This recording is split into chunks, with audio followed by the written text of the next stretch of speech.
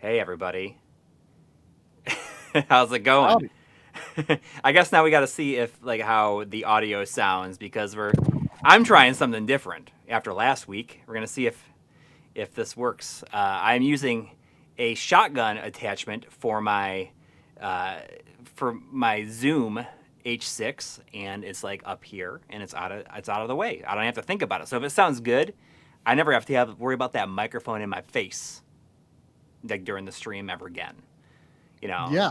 I mean, it's probably a little bit further away than tries, but I mean, for the most part, Yeah. Well, I mean, it sounds awesome. It's like right up here. I mean, I'm not gonna mess around with it. Speakers. Good. I mean, we've got Studio Mud Prince in here saying you sound really good, Corey, and he's a musician, so like. Well, then maybe this is the way to do it. I can just we've hit the limit on our capabilities here. With that I mean, I've thought about this is how I'm going to record like my on-camera stuff. Because I'm gonna start shooting a lot of my on-camera stuff. I set up a whole thing like where I can shoot on-camera stuff like right at my desk, and you can't. I mean, it's going to be you won't be able to tell I'm sitting at my desk. But I would like to. I'm going to use this microphone for that, and also if it sounds good, I might just like record all my VO like this, so that everything is consistent. I mean, you might pick up the furnace running here and there, but well, if Try's louder, I can turn him down. Oh yeah, or turn you up. I mean, whichever is necessary. I mean, there was Aaron M saying you sound fine, just yell. So maybe you need to go up. I don't know. Well, go up in in terms of what you're saying to OBS, or I don't know. So I sound closer than usual, but we'll see. Closer than usual. But which is funny because I mean, the mic is actually further away. Yeah, that's good though. I think the other one you have to it had to be in my face for it to really pick up. So I mean, if this is going to work, I'll be very happy with it. Okay. So tonight we're going to be playing the Panzer Dragoon Remake, and I not really played it beyond just testing it out at the very beginning. I waited for my copy to come from Limited Run, and it's funny because I just got the Switch copy this week, and now the PS4 copy version goes on sale on Friday from Limited Run, which I will probably end up buying.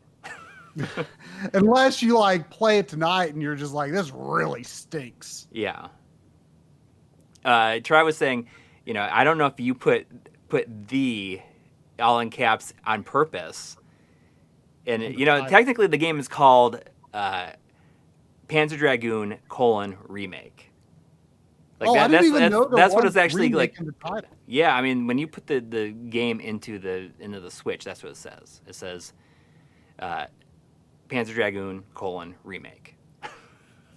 So that's like the actual title. It's Panzer Dragoon Remake. It doesn't say it on the spine of the case or anything.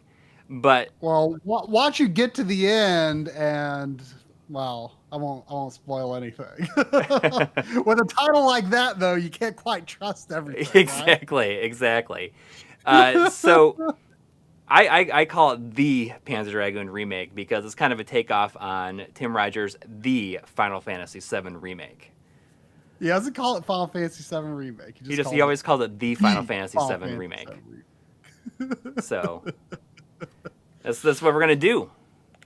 Yeah, well, I'm curious to see because I know as far as I've seen, popular opinion is kind of against this game, but like the very, very little I glimpsed of it, like I didn't think it looked that bad. Like, I mean, certainly the original was much more of a triumph in terms of the utilizing the hardware that was running on and in interesting ways.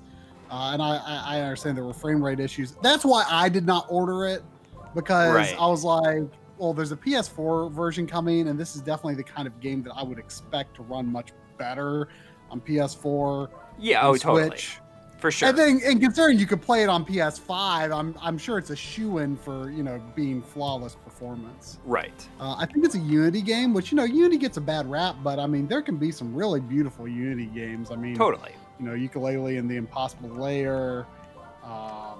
It's interesting because this does have a performance mode on it, but I'm gonna play like without the performance on at first, and I'm gonna wonder like how bad the resolution is, and I mean the resolution couldn't be lower than the Saturn original.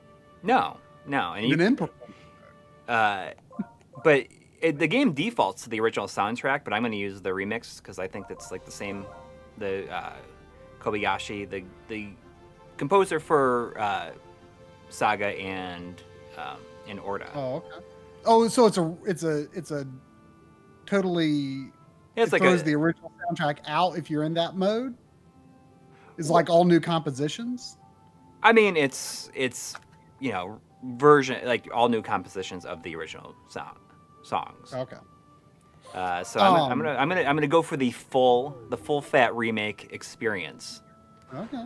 Pearl Jammer 07 is saying this game runs really well on Switch, and I don't know if it launched in that state, but I think it did receive some patches to smooth things over. Yeah. Oh yeah. I mean, it's cool because the patch that is like the final patch is on the cartridge. That's cool. Which is nice. And something I didn't even notice, and I think that this is something I've mentioned before, but I think that a lot of Nintendo's releases have been when they do reprints, they put the patch on the cartridge. For instance, the copy of Kirby Star Allies that I got a while back didn't have just like version 1.0 on it. It had like there was still a patch, but it was like version like 2.3 or something like that was on the cartridge. But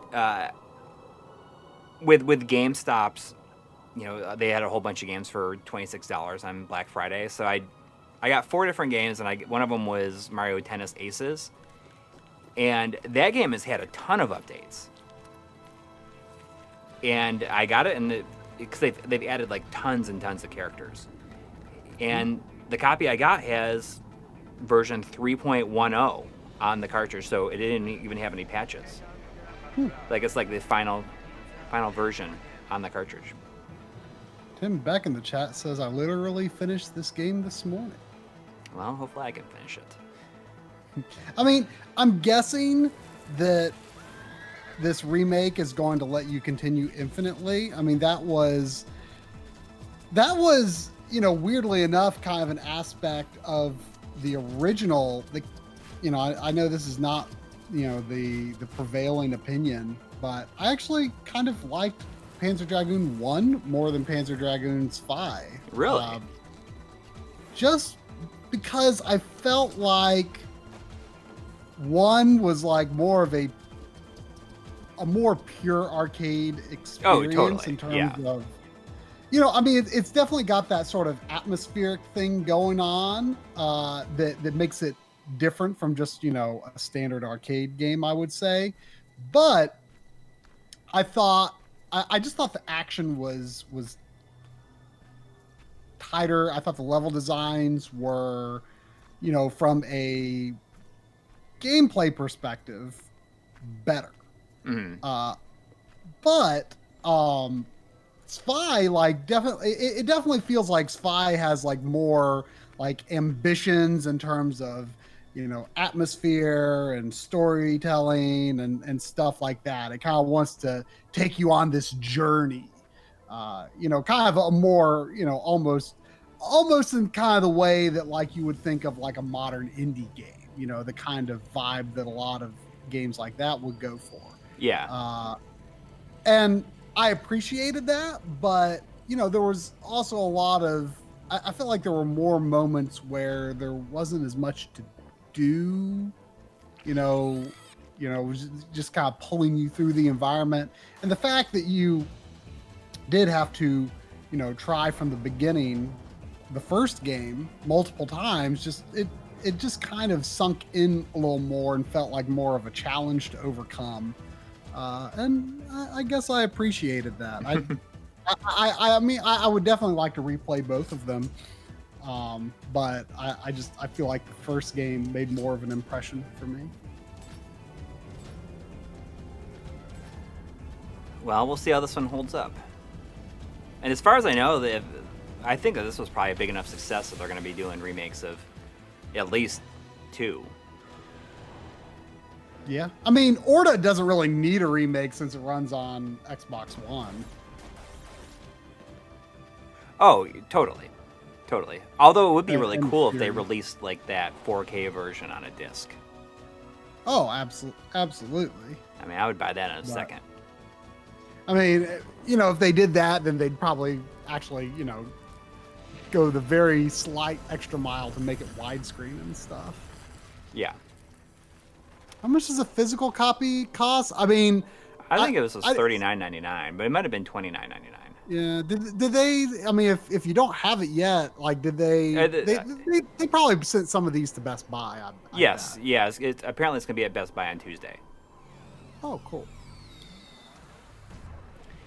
That's what that's good. Jason says the LG print is coming to Best Buy on Tuesday in America. Okay, and apparently Zvi was planned from the start. We'll see.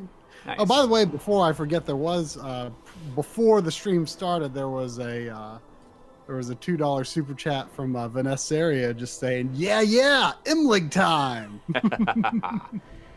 Yep. Another Sunday. The weeks feel like they're just going faster and faster at this point. Oh my gosh, yeah. I mean, I was just saying this Friday, you know, I not this, you know, this immediately past Friday, but the Friday before, I hope it's okay. I'm I, sitting through this opening cutscene. I'm just sure. I mean, you know, you haven't seen it before. yeah. I mean, you know, especially in this way. 2 Fridays ago, I logged into Dragon Quest X because I don't have an active subscription right now, but I wanted to record a little extra footage of it for our end of the year video. You know, there's like they call it kids time, where there's 2 hours on weekends. I'm not sure how long it is on weekdays, but it's at a different time, I think. There's like 3 hours that you can log into. And like, I think Right. during the week, it's like in the middle of the night, like, you know, early morning or something. But on the weekends, it's like 11 to 1 a.m. Eastern time. Which is actually like not that bad. Like if you wanted to play the game and like could only Wanted to log do it in for free. Like, I mean, do it for free from like 11 a.m. Like, especially if you were like not on the East Coast, but even on the East Coast, that's like pretty doable. Like if you just played from 11 a.m. to 1 or 11 p.m. to 1 a.m. like 2 nights a week, like you could still get plenty done, honestly. Like that wouldn't be a horrible Yeah. way to play the game if you wanted to do it that way. But regardless, like when it came this Friday, I was just like, oh my gosh, it feels like 2 days ago I did that. Yeah. Like December has completely passed me by. It's very frustrating. And of course we apologize that the NT Mini Noir episode was not out this week. I mean, I think we knew it was kind of a long shot if we would get it done before the stream this week, but it's coming along. We're kind of tag team editing it. I'm almost done with the audio section. Mm-hmm. So, and I'm most of the way through the video. Then we just have the compatibility and like the jailbreak stuff. Here we go. You're finished with the video. I'm not done with the video section yet, but I'm moving along. Yeah. I mean, it's just, you know, it's been challenging to get done. I don't know. I think this looks kind of good. I mean, it's a lot more colorful than the original, for sure. Yeah, but I kind of like a lot more pastel, like some. I mean, more pastel colors. Like the dragon is definitely quite saturated, but I like. But I mean, in a way, you know, it's kind of, you know, it's the legendary blue dragon, and you really get the feel that it was all that blue in the original. But here, I guess you can get the idea. Like, I don't know, like that reflection on the water, like something about that is really pleasing to me.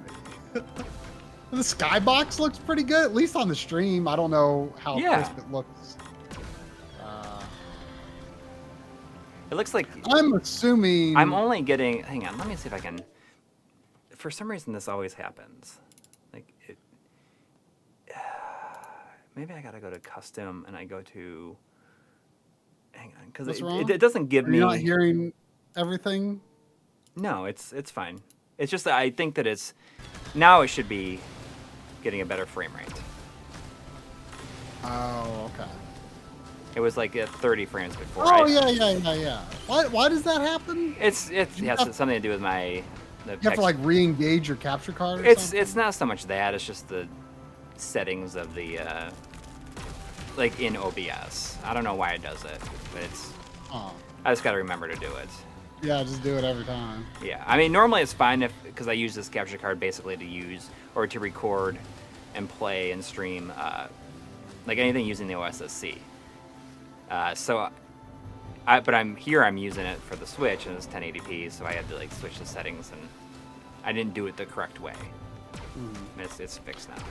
I'm guessing that this doesn't offer any motion controls. Like I would love. Apparently it does have gyro, like some gyro. Really? Like I feel like that could actually be amazing. Let me see here. Are you using I'm using the Pro controller, so input mapping. Crosshair sensitivity and gyroscope settings. Yeah, use gyroscope. I'll just look a little bit down. Let's see how this goes. You might make me wish I got the Switch version because even though I believe the PS4 could do that, I kind of suspect that they might not offer that. I mean, it's kind of nice to if you have to get a whole bunch of lock-ons in a group. You just you can just. I feel like I need to make it a little bit more either sensitive. David Martin says the gyro is awful on this. Yeah, I mean it does not feel great. It didn't look like your cursor was moving very smoothly. No, it's like. Well, I mean, yeah, it's. I mean, it's something that there's no easing in or easing out on it. It's just like start and stop. Yeah, it looks very digital. It's kind of weird. Yeah. So if I go down, don't recommend. I mean,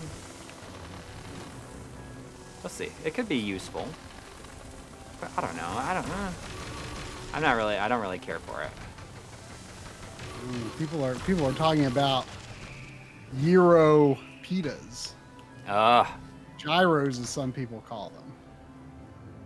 I could go for one. So I guess the kind of big news from today, which I think is kind of funny, is that I randomly got a shipping notification for Paprium. And it sounds like a lot of people did. And no one had any expectation that any progress was being made on the game. Yeah, they thought it was like it was just out. Like I guess they just like shut up until they could fulfill it. I guess.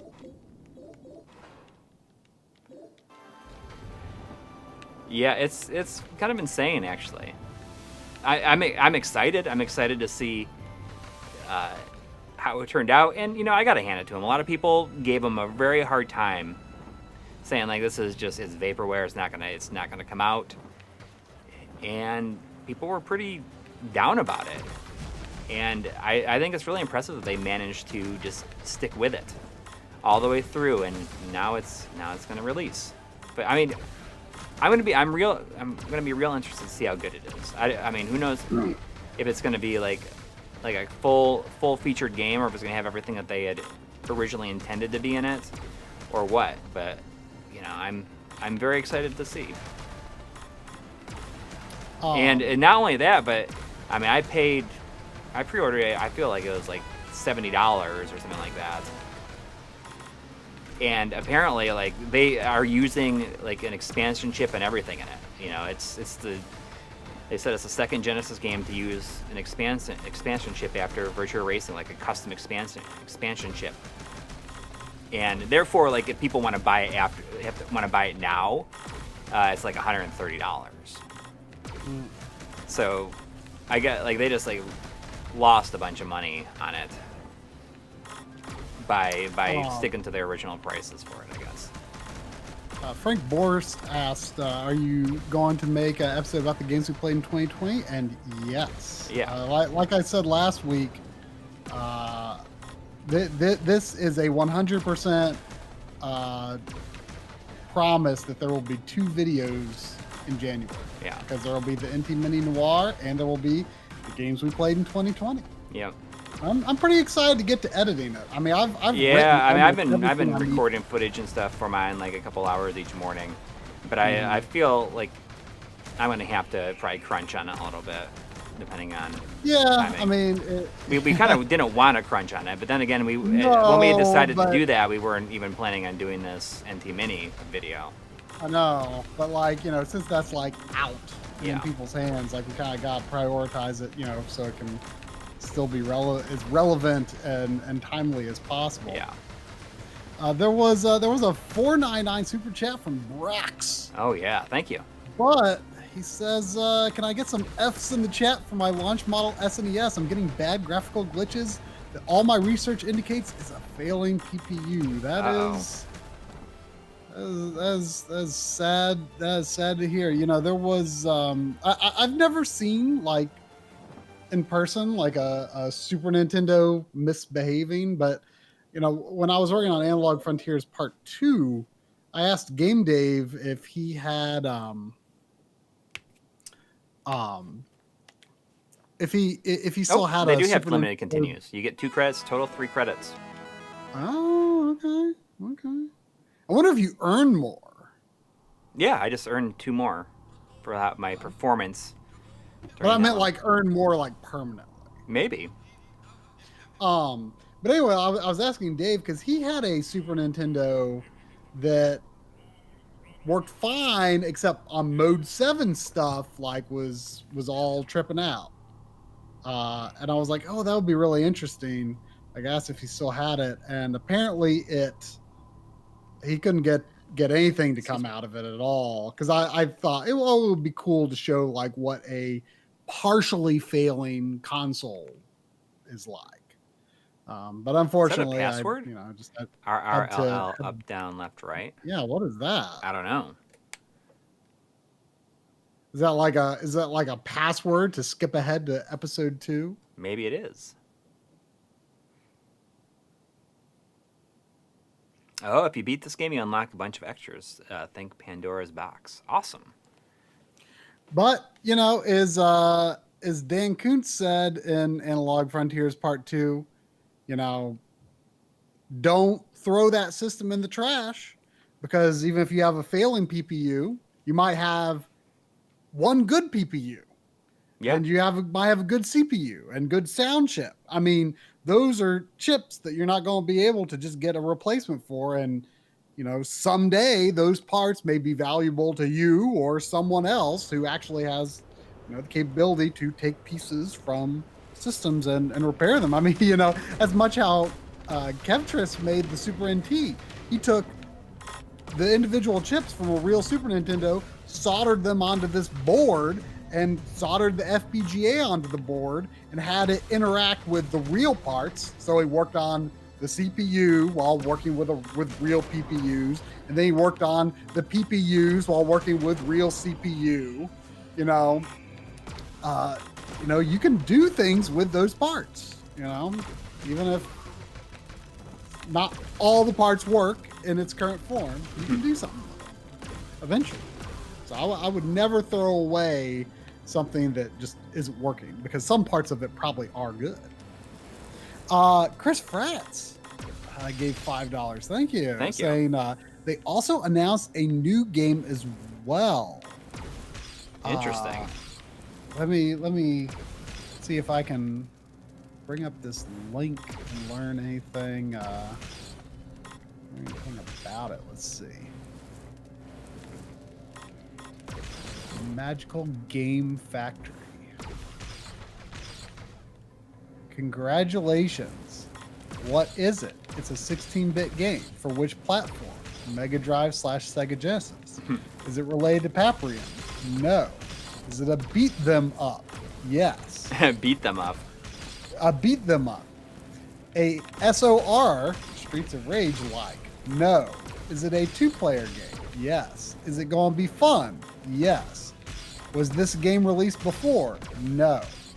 Is it unreleased garbage? No. Is it exclusive? Yes. Any trailers and screenshots? No. Dudes, why is that? We only focus on the game. Can I buy the game later? No, it's a single batch, but you can try eBay later on. Any purchase deadline? Maybe. Is it worth the price? Considering how exclusive it is, we think it's a bargain. What is the Speed Dialer edition about? What is this? What? I'm scrolling.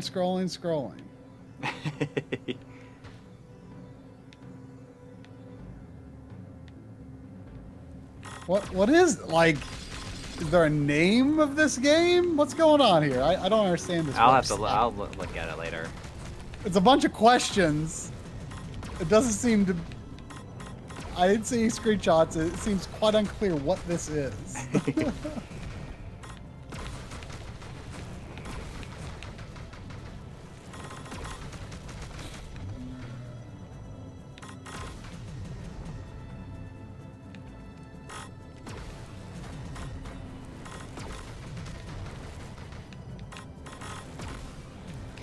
It has been a long time since I played all the way through the first one. I think it's pretty good.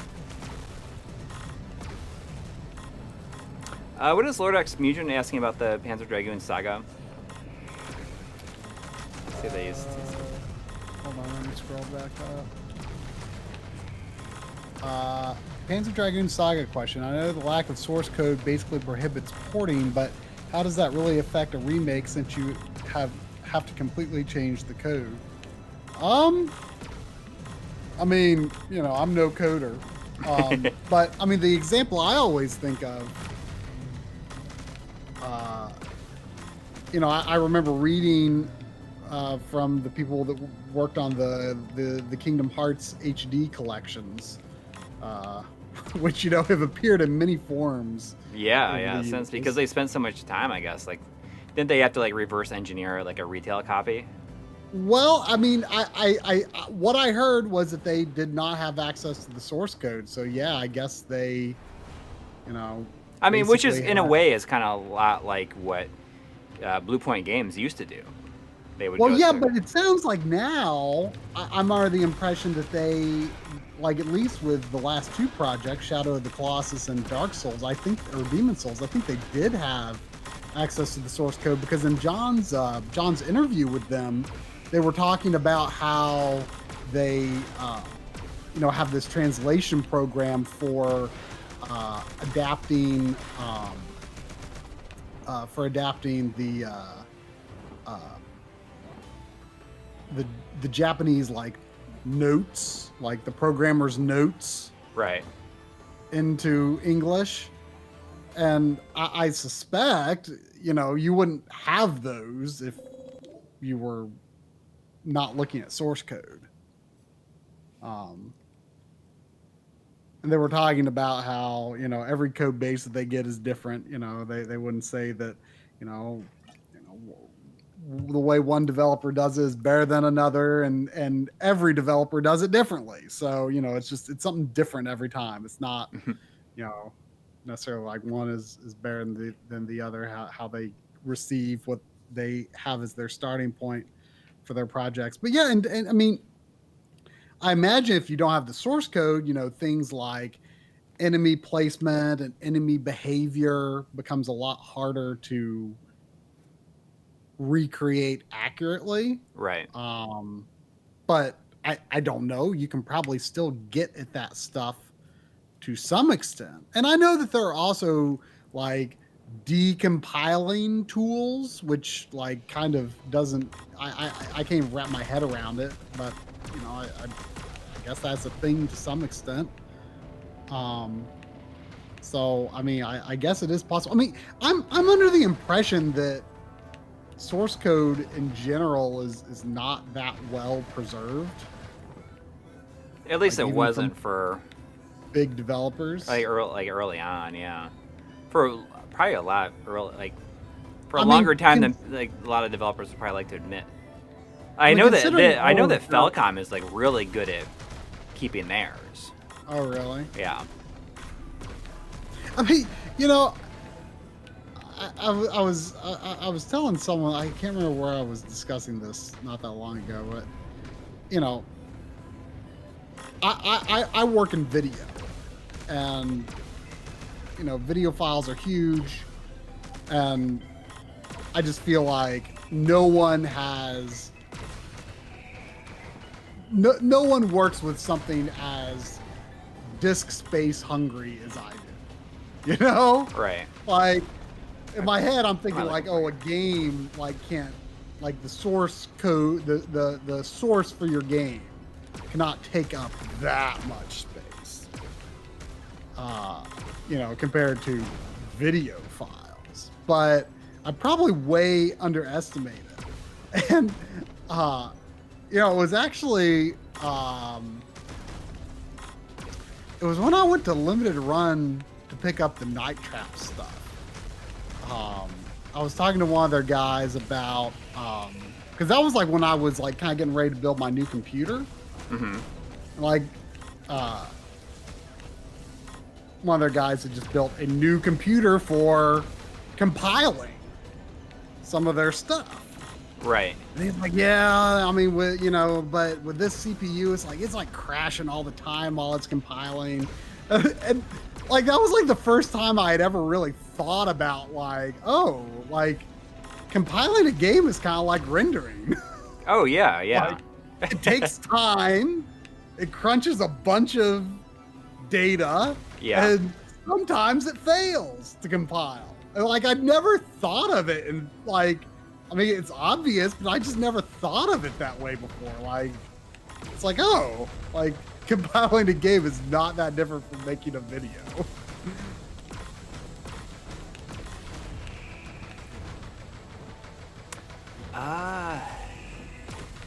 There's a question there I saw that I wanted to talk about, but I can't remember where it was. The Neo Geo year 2020. No, oh, it's something about the Game Awards, I think. Like, what did you think about the Perfect Dark stuff? Oh, I mean, I'm definitely. I mean, we sort of like watched the Game Awards for the first time in our lives with this. Yeah, I mean, I probably have better things to do, but yeah, it's like it's the first time I actually watched it, and what was funny. You're like, this is so long. Yeah, and then people were talking about it in the Discord channel this morning, and I was saying you know, this is the first time I've watched it. I thought it was like kind of long. Someone said like, oh, this one was actually kind of short. Yeah. I'm like, oh, like I mean, it was watchable enough. I mean, yeah. I mean, I never have any kind of expectations. No. I mean, like awards that things win, like that's. Like, I think it's awesome for the people who worked on them, for sure, to get that kind of recognition. But I never think like, oh, this is like game of the year, or like this is whatever. Because a lot of times the best game that I play each year didn't even come out that year. Yeah, I mean the Among Us devs were clearly like just like shaking and overwhelmed. Yeah, I mean I think it's awesome to recognize the work that goes into it, but yeah, I mean like that kind of stuff was very nice for them, for sure. But I don't think like, you know, the Naughty Dog people were just like, yeah, we know we're going to be winning everything. Like they almost like didn't really seem to care because they were like going to win. Yeah. You know, like I mean, it was kind of obvious The Last of Us Part 2 was going to win, which you know I think is fair. I mean, I thought it was an incredible game, but like. I kind of wanted Animal Crossing to win for no reason other than like I just think it would have been hilarious, like for Christopher Nolan, they have to say that. The least narratively driven game that was nominated for Christopher Nolan of all people to just be like Animal Crossing New Horizons. I just think that would have been so funny. Yeah. Yeah. But yeah, I mean, in a lot of ways, I mean, it probably did deserve to win because I feel as though it probably, especially like during the pandemic, and you know what it has meant to people. It's probably it's a game that will be probably talked about for way longer than Last of Us Part 2 is. I mean, it's hard to say. You know, the effect that it had on people's it lives. Was definitely like the perfect 2020 game. That's for sure. Yeah. Like it was a game that 2020 needed. Yes, and it was, you know, it certainly probably sold like 10 times more than it would have if it released not during a pandemic. Oh yeah, yeah. I mean, there's people that probably never played games that, I mean, like I know there's people that never play games that have, you know, that played it. But yeah, I mean, Perfect Dark. I mean, that's I definitely been hearing rumors for months that, you know, Microsoft was like definitely working on a Perfect Dark reboot, but it was cool to see it confirmed, even though, you know, we didn't really get to see much of anything about. But it sounds like they want to take it in a not typical first-person shooter direction, which I appreciate, because it's not what, you know, those rare style first-person shooters are about. You know, it's a very different approach to level design and everything. And, you know, I think, you know, when you look at the Time Splitters games, you know, you've got, and this, you know, I've said this so many times, but like when I revisited those games for that Perfect Dark Zero episode, it never clicked with me just how different Future Perfect is, and how dead on, just how spot on Time Splitters 2 is in terms of following that GoldenEye formula. Like, it is such a different game, so different in how it's designed. And whereas Future Perfect, I liked it a lot more when it came out. And I was having a fantastic time replaying it. I played pretty far into it, actually. But what I didn't appreciate at the time is how different they are. Oh, you want to sit over here? What is it? You want over here? I didn't really appreciate just how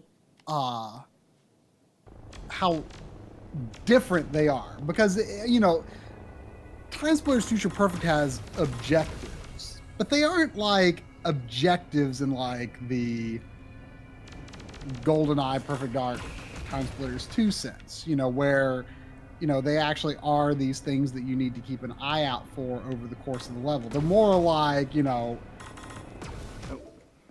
do this next, do this next, do this next. You know, it's a very event trigger based game, you know, much more like a modern first person shooter, but it's a really good one. It's really good, but it is a fundamentally very different game, and I didn't realize just how different it was at the time. And I didn't realize how much I should appreciate Time Splitters 2 at the time either, because, you know, it wasn't that many years since Perfect Dark, so, you know, I didn't realize how much I missed it until many more years later. But, so will they be going more Time Splitters 2 or more Time Splitters Future Perfect? I don't know. But I definitely like the idea that they seem to want to take a not typical FPS approach. So that's, I mean, I've got pretty high hopes for it. I see that the Southern Sega Gentleman is in the chat, and you know, when this first came out, I was very tempted to to get it digitally, even though there was a pre-order up like right away for the physical edition. And his video, his thoughts on it, talked me out of it. Oh, really? Yeah, and he did some update videos as the patches came out and stuff. And as he says now, if they just change the cursor movement and the load times are pretty bad. I gotta say, are they any better on the PS4 version? I'm not sure if he's played that one. Yeah, I mean,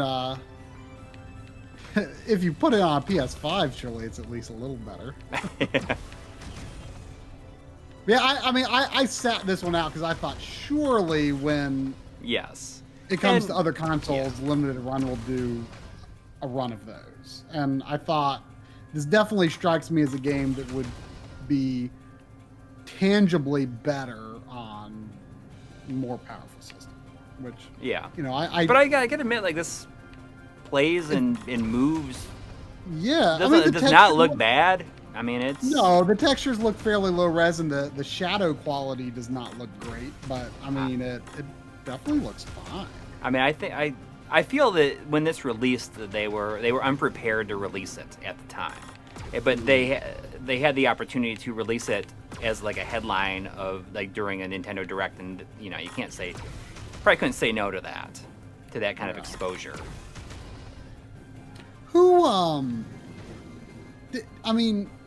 Did Sega have anything to do with publishing this? Like, I don't even really know who owns the rights to Panzer Dragoon. Well, I mean, there's been a lot of weird things happening, I guess, with like Sega's games this year, especially, with Streets of Rage 4 and stuff. I mean, they're Sega properties, but they license them for people who want to make sequels, I guess. But I'm not sure. I mean, it doesn't have a Sega logo at the beginning. I mean, I don't know.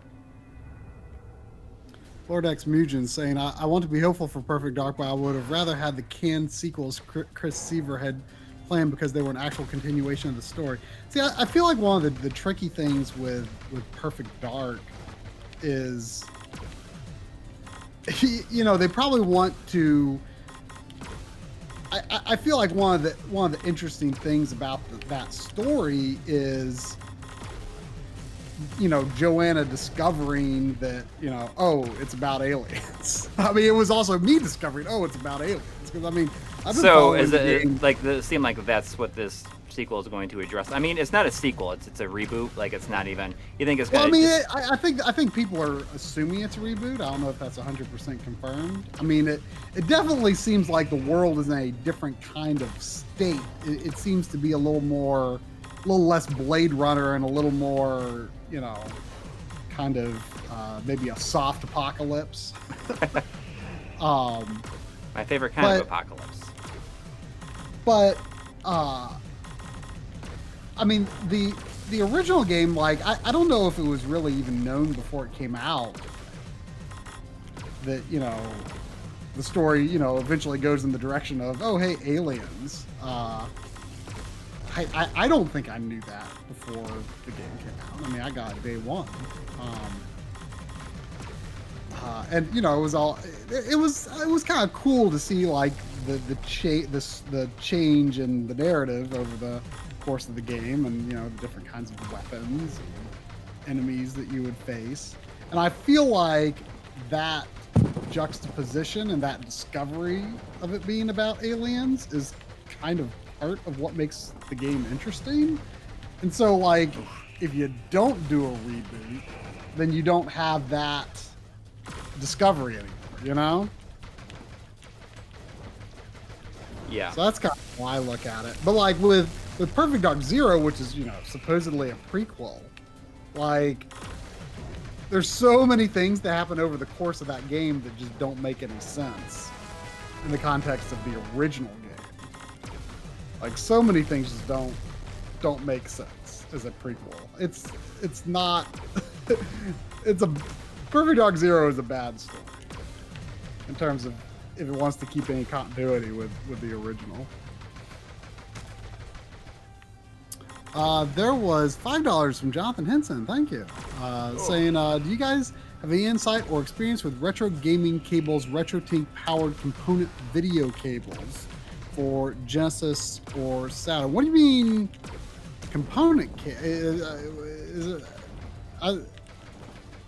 are they when you say component cables, are they 2x cables, but instead of HDMI, they're components? I don't think so. I think they're just straight up component cables. Oh, are they using the RetroTink like SCART to component then? I don't know. They must be using that circuit, I bet. Jonathan Henson says yes, correct. Yeah. Okay, so they must be using Mike Cheese RGB to component circuit. Yeah. I mean, the I really RGB like to comp. RGB to comp. I've never like recorded a hardcore comparison, you know, of just straight up RGB and then RGB through that device. But I have one, and I've enjoyed using it for connecting to like my consumer CRT. That has component input. I mean, it looks great in that context. You know, there's something kind of surreal, I think, about using NES RGB through that and then looking at on consumer CRT and component. Like, there's something kind of comfy about it because it's like it looks closer to, you know, how NES would natively be. You know, that kind of tier of quality, that consumer quality screen, but it's, you know, component quality, so it's not all messy looking. And it's just something about it's really, I don't know, it's really cool, I think, because I'm used to seeing RGB modded NES on PVMs or OSSC or FrameMeister. You know, I'm not used to seeing it on a consumer CRT, so it's kind of cool.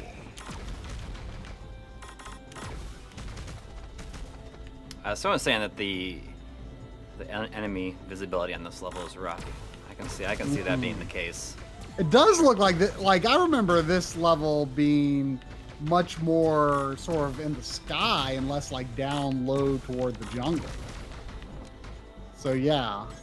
Ooh, those shadows under the trees look really rough. Yeah. Like really rough. Wow. Someone was saying, what do you? Tim Beck is asking, what do you guys think of the pandemic's effect on retro gaming prices? And I mean, I have not been paying too close of attention, but from what I understand, it's made everything go crazy. And I mean, I think that I have not bought as many. I just haven't bought that much this year because of the. Just because we're not going to conventions or anything like that. Yeah, and I've only been to my local stores like just a couple of times this year. At least a couple only. Like one of my stores I've been to twice since March, and the other ones I've been to once each. So I mean, I have not really been exposed to that reality terribly much. Right. I mean, I have bought a couple of games online, but I have not really been tracking the prices closely enough to really be feeling that yet. But maybe next year I'll be looking at these prices and I'll have a lot of regrets. I don't know. Well, we'll see. Yeah. And maybe they'll go back down. I mean, that would be nice.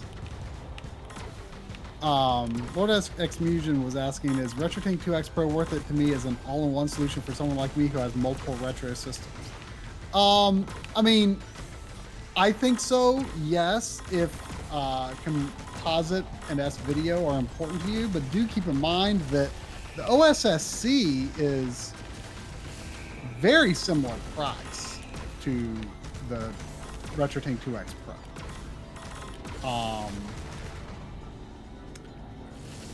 And you can get definitely a sharper results out of the OSSC if you're mostly dealing with component and S-video. But I do think there's an argument to be said that 480i looks better on the 2X because you can soften it up, even though it's still Bob. You can soften it up on the Retro Pink. And obviously has composite and S-video. So if it's important to you to have those signals, then I do think so. For me, these days, I mostly use the RetroTink 2X Mini. Just because I think it's a lot simpler to use if your main concern with it is composite and S-video. Because I mostly record RGB and component with the OSSC. So for me, the 2X Mini is what gets the most use. But like for more of an all-in-one, the Pro or the Pro M if you need 480p.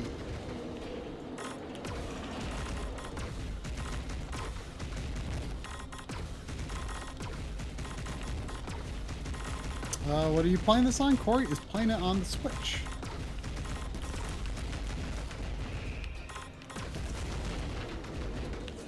Biff Dandy wants to know how it is so far. I just lost my first life. Oh wow, well, that's this level. I feel like is where the difficulty like really ramps up. Yeah. I mean, based on my experience with the Saturn version. Yeah. But I mean, I haven't paid too close of attention to retro gaming prices, I guess. I've been less apt to buy stuff because it's just not in front of me. Yeah. Yeah. Which is, probably it's definitely I mean, it's been good for the wallet to not be buying as much, and it's been good for the backlog. My backlog numbers are not nearly as bad this year as last year. Let me bring up my my backlog statistics.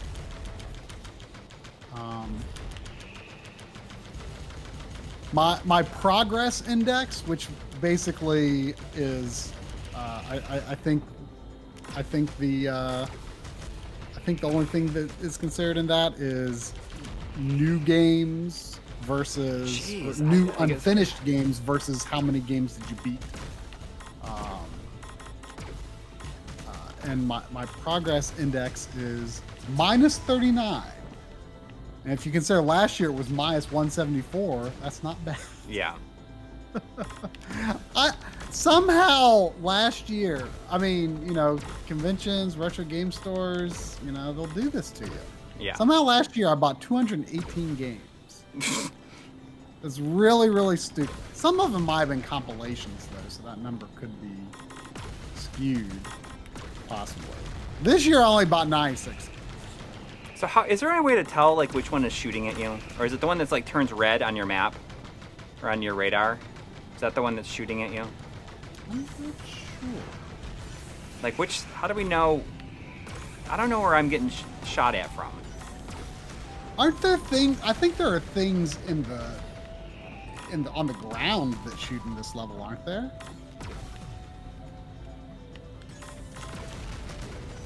I don't know. Because I mean I don't mind dodging everything, but sometimes when you're trying to shoot stuff that are on the side, you can't go up and down and move around. I'm just wondering if there's a way to tell if something is shooting at you.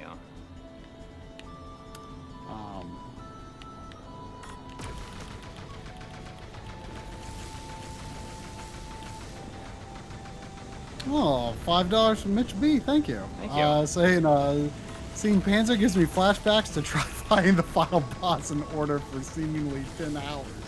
Went to sleep and woke up to the same boss in stream. When you say seemingly 10 hours, I don't think you're that far off the mark. Wasn't it like 8 or 9 hours? It was something really stupid. It would have been better for me to restart the game. Yeah. Since I later understood, like, oh, that's how you upgrade your dragon. Right. Like that was the main reason I had so much trouble is I was not upgrading my dragon correctly or optimally. Like there are these things that certain enemies drop in levels that upgrade whatever form of dragon you're on at that time. See, like, I don't even know. I was way under. And I was just being very stubborn about sticking to my situation as it was. Yeah. And you eventually did it. I did eventually do it, but I definitely did not play the game right. I mean, Yeah. I'd love to replay it, you know. It definitely, it definitely affected and ruined, I think, your overall enjoyment and how much you like the game. Yeah, I mean, for whatever reason, I don't even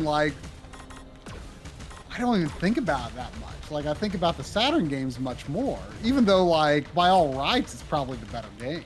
Yeah, I mean, I've played through it on stream myself. I love Horta. Definitely my favorite. I'd like to replay the whole thing on backwards compatibility someday and like refresh my memory on what you do to upgrade your dragon because I definitely really screwed up.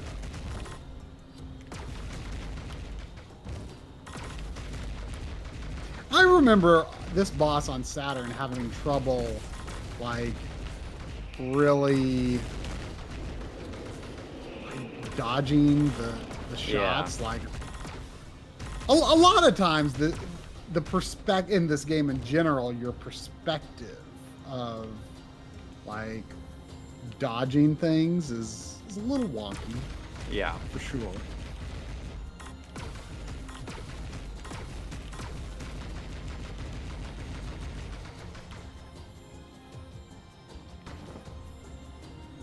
That's for sure.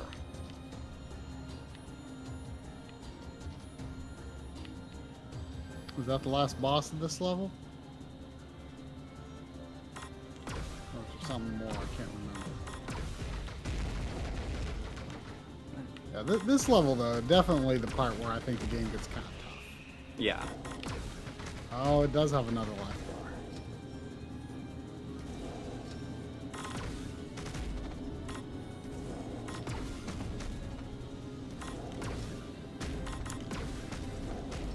I'll tell you what I missed the most. What I missed most from from Orta is that boost and that slowdown.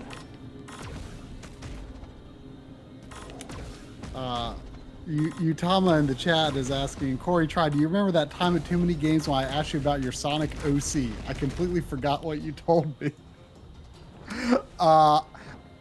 This interaction is somewhat rings a bell, but I do not have a Sonic original character. So. Yeah. Me either. So I couldn't tell you where that conversation went. Well, at least I get my credit back. There was a $2 super chat from Carboxylated. Thank you. Thank you. Saying next week N64 dual controller config perfect dark. I mean, you should do that. I mean that does sound fun to do sometime. Although I think I would probably hate playing it that way because my muscle memory for GoldenEye and Perfect Dark is just default controls. But I have said like I should stream the HD version sometime. There was even talk about like maybe we could have like a Perfect Dark HD multiplayer night sometime. But I think next week, assuming he can do it, Audie, old Audie from the DF retro videos and who was on our stream playing Bubsy early last year, suggested that I play the PC ports of the CDI Zelda games. Oh, you next should week. do that. Yeah. And he wants to be on stream because he's the CDI man. So That would be fun. I think that would be so I think next week we will play CDI Zelda, but on PC with audio. That should be interesting. I think that Jonathan G is onto something there in his super chat. When are we going to get some R2RL2B? So you got to say it.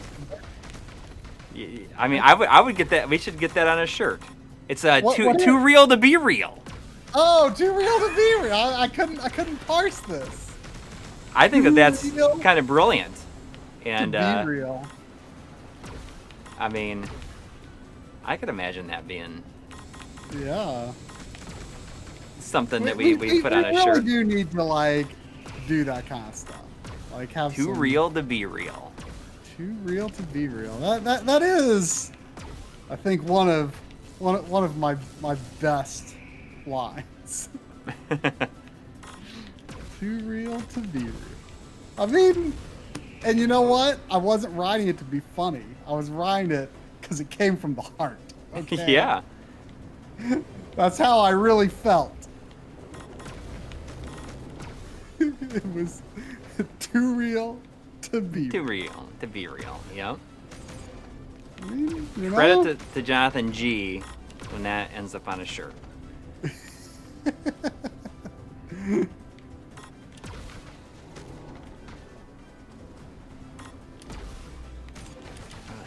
I feel like I feel like we could make a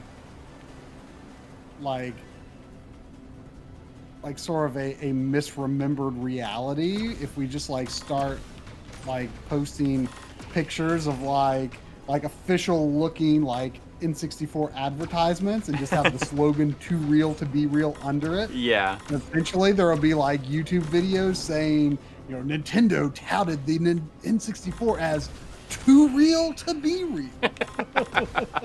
We can trick people into making it believe that it actually existed.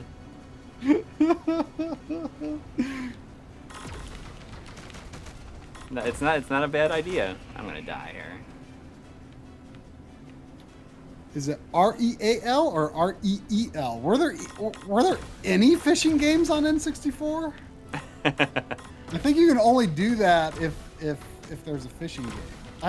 There's surely were some fishing games, at least in Japan. There had to be. There goes. There I go. There are so many fishing games on Famicom and Super Famicom and Dreamcast.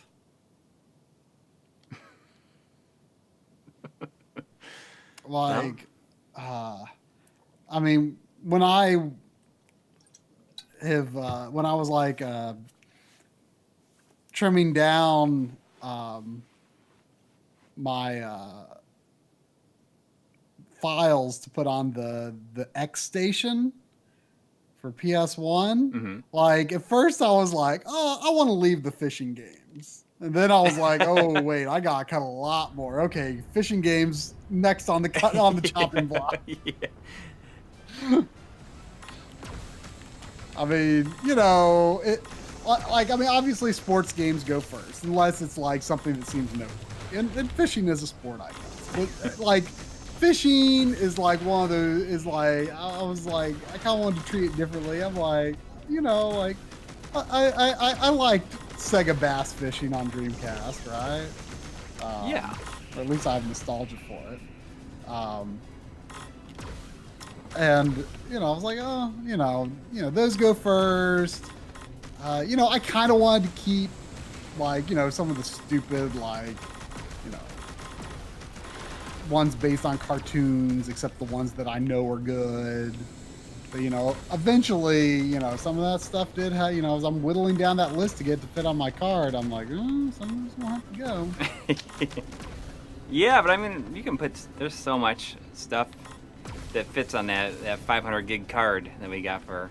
Yeah, well, when I did my first pass trimming it down, I didn't realize that just how much unzipping the files was going to increase the file size. Yeah. Like I was a lot more optimistic when I was looking at the zip files. I'm like, oh, they'll still fit.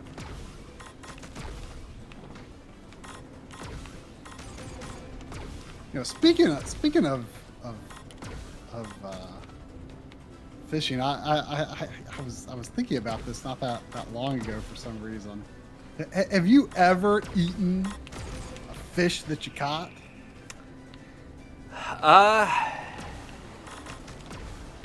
That I caught? No. No. Like long time ago. Like I was probably like 10 or 12, I would say.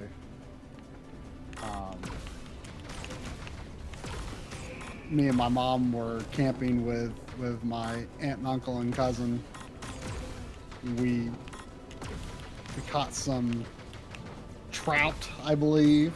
Mm-hmm. And it was like, I don't think it was like really in like the river or anything. I think it was like kind of like out of place. Or, like you go you go there to. Yeah, I think it was like kind of artificial. And I have like no memory of like how the fish were like prepared for cooking or anything, but I remember we went to my grandma's house like a few days later. And we cooked the fish that we caught. And I remember it being I remember thinking I was not gonna like it. And I remember thinking like, oh, it was kind of good.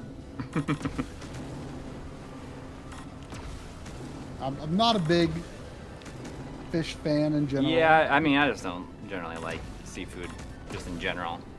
I but like I mean, shrimp. I can't stand shrimp. I just hate the texture of it and how it feels when you bite into it. I mean, shrimp is definitely my go-to seafood, but I like fish and chips every now and then. Yeah, well, Like, I mean, fish and chips is like grilled basically. fish usually, but like fried fish, yeah. Yeah, I mean, that trout that I had that one time, it was my grandma. like fish and chips is different, I think, because it's Well, not yeah, very fish tasting. It removes itself from the fishiness Yes. quite a bit. Oh, I forgot there was no boss on that one. Oh, right. This level goes straight to the final boss, doesn't it? Like, the final boss is its own level. I forgot. Well, I have 10 credits. I mean, it's not an easy battle, but I feel optimistic. I mean, it's looking like you're gonna finish this with quite a lot of time to spare. Yeah, well, I'll break something else out. I mean, I was gonna say I should play some Nier Automata, but I don't want to ruin anything for you. Spoilers. Yeah. I'm firm. I'm all the way in at this point. It's pretty awesome, and it's kind of funny that I've had as big of a turnaround on it as I did, because I played it. You were just in the wrong mindset. 2017, and I was just like, oh, it was okay, but then you get the first ending, then the second ending is whatever, and then the third ending, or after the second ending, it's like, it's almost like this is like everything up to that point was like the prologue. Like the first 25 hours is like the prologue. Basically, that's what it seems like. I was expecting the third part to be just like from another point of view. Mm-hmm.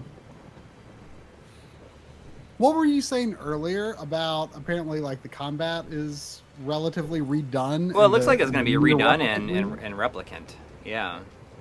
Is that like confirmed, or are you just basing that on what it looked like in the trailer? No, I'm pretty sure that I thought it looked like that in the trailer, but I think I saw some tweets about it saying that's the case. I just don't remember that much about how it played. Right.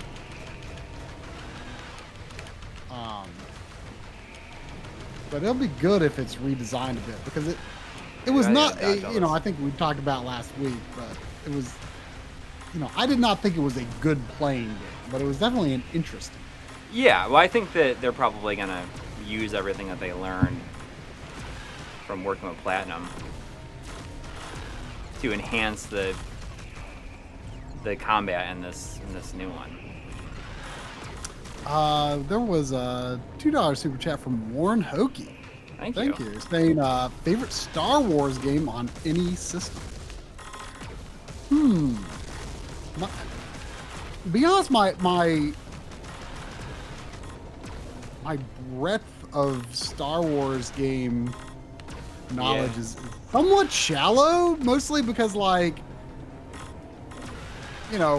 Star Wars does have it better in general in terms of the quality of games based on movie properties, but I did shy away from a lot of them for a long time, and I don't like the Super Nintendo games. Yeah.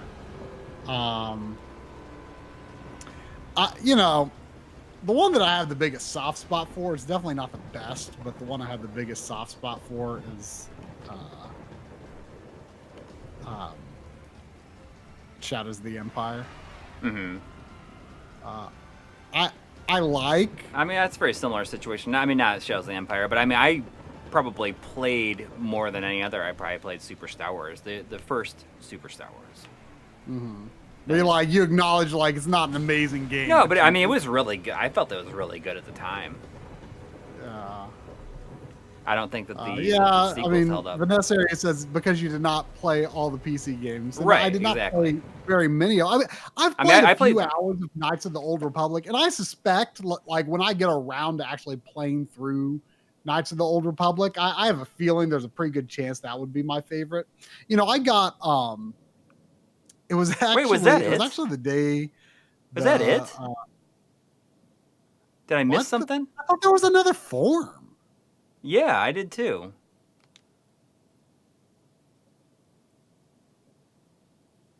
That was weird because Are you not playing on the right difficulty level? No, I was playing on normal. I guess I did beat it. Huh. I thought for sure I remembered another form, unless I'm confusing 1 and 2. I guess that was it. Huh. I mean, for some reason I forgot that was the case. Have you played Star Wars: The Clone Wars? I don't think so. Mm-mm.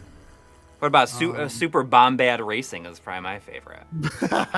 Oh, I hated Pod Racer on N64. Oh, I think the Dreamcast version's supposed to be a lot better, but the N64 game was terrible. Yeah. I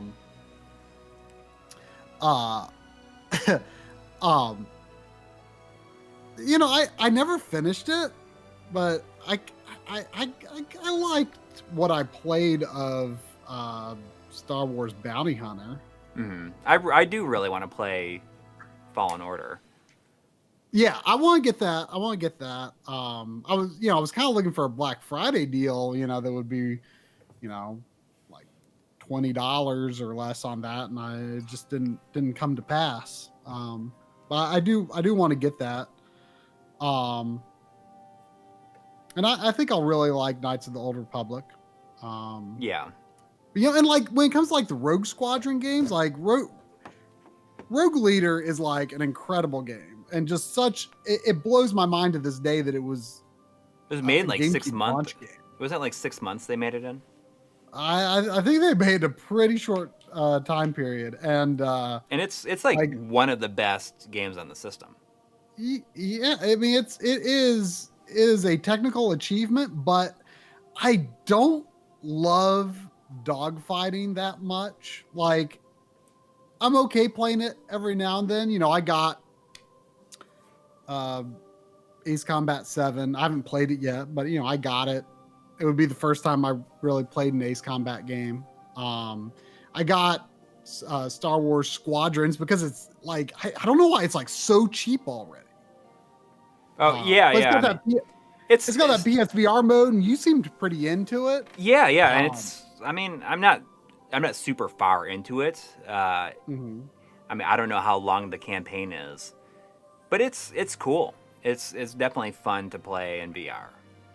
How about Battle for Naboo? You know, I actually kind of liked Battle for Naboo pretty decently, mostly because it impressed me because they went from so foggy on Rogue Squadron to, I think, no fog. And Battle for Naboo was a much clearer game.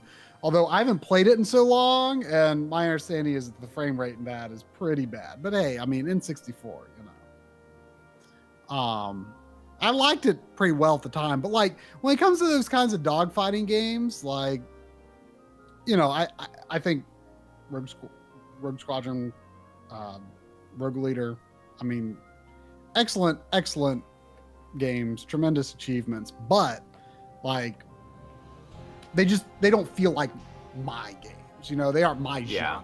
I like them, but I don't, you know, it's not something I would just like pop in, you know, for fun, really. Like I prefer, you know, more of a linear on rails Star Fox like experience. Right. Yeah. Well, I mean, me too. Like, versus free roaming dogfighting. I mean, it's not my thing so much, but I was also going to say, related to Star Wars games, I think it was the day that the PS4 or the PS5 actually came out. I got the what was it, Jedi Knight? Oh yeah, Jedi. You got in the Jedi Academy, Jedi Knight 2, Jedi Academy. I really like the first Jedi Knight. I played that. I got the limited run of those for PS4, and like, oh my gosh, like the the aiming's weird. It is very difficult to play on a controller. Like I normally have no trouble playing first person games with the controller, but it does not feel like it was really optimized for it in any way. It's and I don't really know if it's necessarily how it feels or if it's like the hitboxes or something, but it just feels very picky in terms of like what's a hit. Yeah, it just feels very, very picky. Zane's dad's like, I left for 3 minutes. I think it might have mouse support. Look at this. It's Panzer Smook. Panzer Smook. That's funny. That's fun. So that's like probably drawn by, you know, the kid that was born during the development of this. Probably not born during it because he couldn't draw that good or spell that good. We don't know how long it was in development for.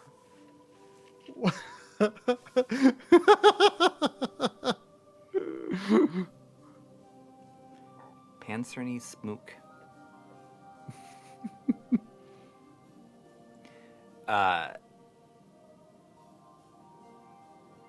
But I mean, I like the first Jedi Knight, and I mean, it would be really cool if they somehow reintroduced Kal Katarn into the current Star Wars situation, like the official timeline. Yeah. I mean, I have KOTOR. I have the first one, but I have not played it.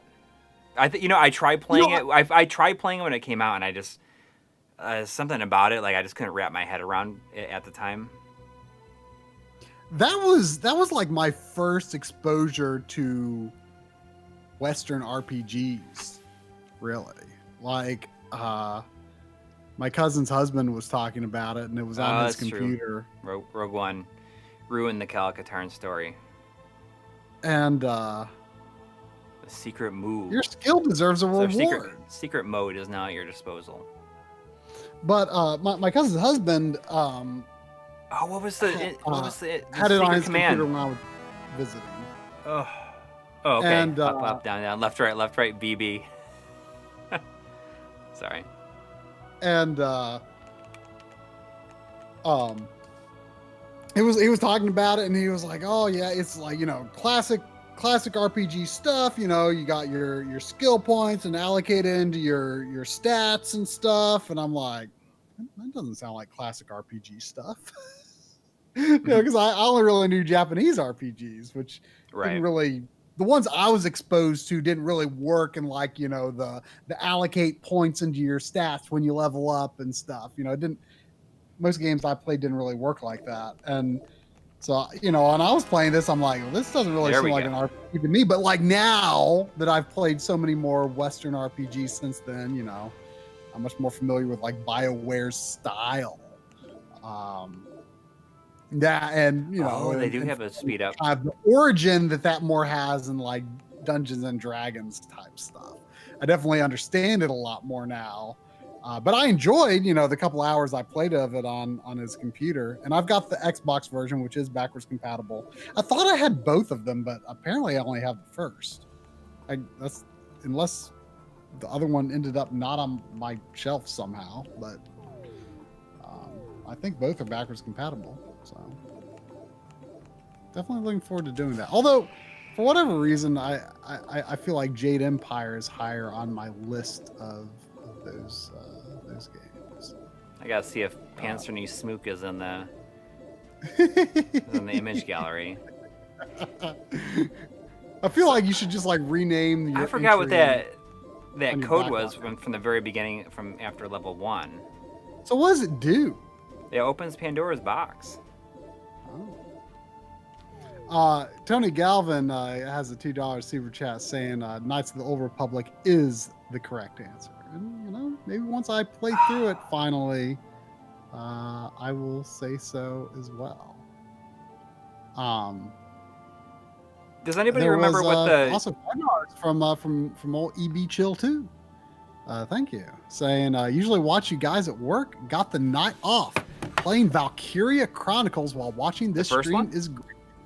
The playlist continues. What? I don't know how to pronounce this word. Slabutsure? Slabutsure, I will say. Valkyria Chronicles is fantastic. Okay, so there is apparently a episode 0 added to this. Let me see. Episode 0 is a remnant of the original Panzer Dragoon. Let's see. Okay. For those who want remnant. But yeah, I've only played through the Valkyria Chronicles 1 once on PS3. I think I got it for Christmas that year that it came out.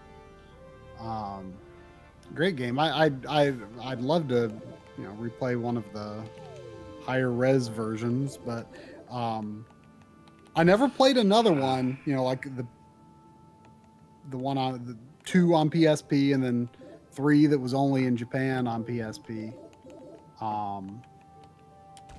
But I played 4 on Switch actually last year. Is it? I Okay.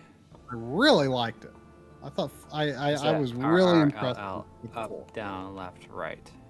Okay, hang on. R, L, L. I mean, I probably liked it more than. Okay, it just made a noise.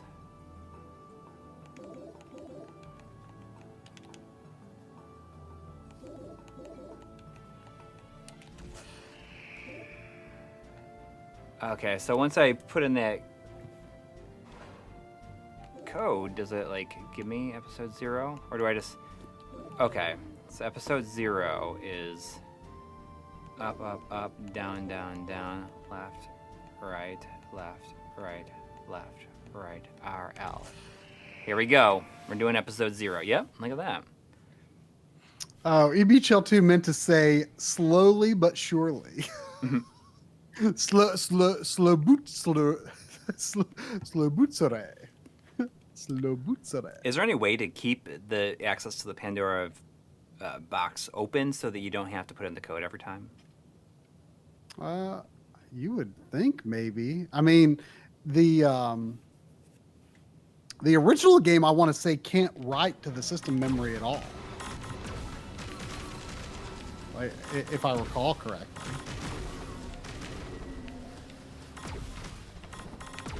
Is episode 0 just the long fly over the ocean before level 1? Doesn't look like there's any like geometry here. No. Is there anything behind you? It's just water and sky? Yeah. Nothing but sky. I mean, I guess it could maybe be like a challenge level or something. Yeah, I think that's basically what it is.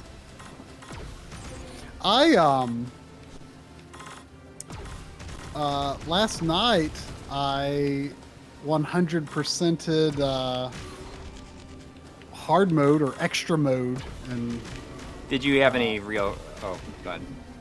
Huh? I didn't even let you finish what you were saying. I was in Kirby's Return to Dreamland. You know, I'm just giving people a follow up on what I started on stream last week. Because then on Monday on the Backloggery stream, I actually finished it. I beat it, and then just for here and there in the evening, I over the course of the week I finished collecting all of the little hidden thingies in extra mode, and then I had to do the challenges. There's like I don't know, like 7 or 8 little challenges that you need to do. Yeah. You need to get a gold ranking in them. So the only thing I need left to do is the true arena, which is apparently relatively difficult. But was there any real roadblocks, like getting that 100%? No, not really. I mean, I didn't have to look up like where any of the hidden things were. It was pretty easy to figure out where they all were. But I mean, some of the bosses are definitely pretty tough. I mean, there were definitely some bosses that I died on a good several times, and the final boss was pretty intense. But the nice thing is, his forms stay dead as long as you don't run out of lives. Oh. But I mean, it was pretty challenging. But I understand that the hard modes in Robobot and Star Allies are like a whole lot harder. Like actually pretty darn difficult, frankly. Is this all this is right here? Or is it just like an endless level, I wonder?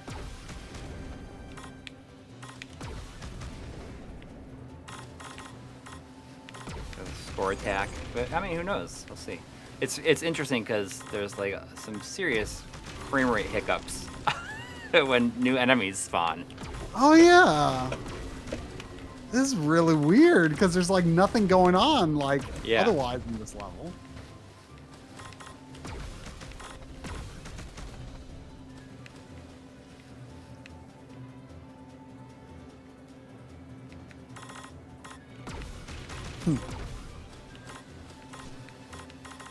Well, when I finish this, then I'll pick something else out. The other thing that we could do is I kind of messed with it last night a little bit. I could boot up Spider-Man Remastered, and we can check out the new. The 60 frames ray trace mode. Yeah. Do you know anything about like what its limitations are? Apparently, we'll like run it at 1080p if it needs to. Mm-hmm. Like it'll render it at 1080p. No, you can't even tell. I mean, Insomniac has really high quality anti-aliasing. Yeah, I couldn't tell much of a difference, honestly. I thought it looked really good. That's pretty. I mean that bodes well for Ratchet and Clank, which is like, definitely the PS5 game I'm most excited for. Yeah. Oh, lower crowd density as well. That's fine though. Oh, it's okay. So that's a never-ending level. Oh.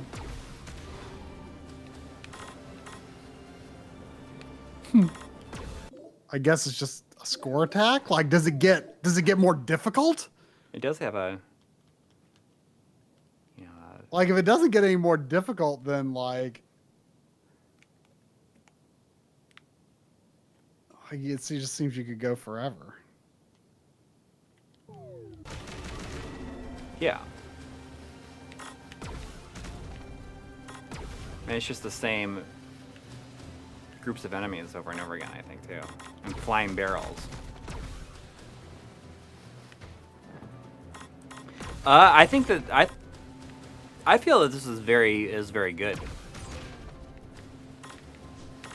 I know that people were kind of mixed on it when it first came out, but I'm wondering if people's opinions have improved as they've added stuff. I wonder if the PS4 version has like a pro mode, where if it has like a 4K mode. Surely it does. I mean, at this point, I'd be shocked if. Yeah, I mean, I like it. I think the music is maybe not as good, but I think that it's certainly not offensive. I mean, it sounds a lot like what you heard in Orda. Well, you can listen to the original soundtrack too. Yeah.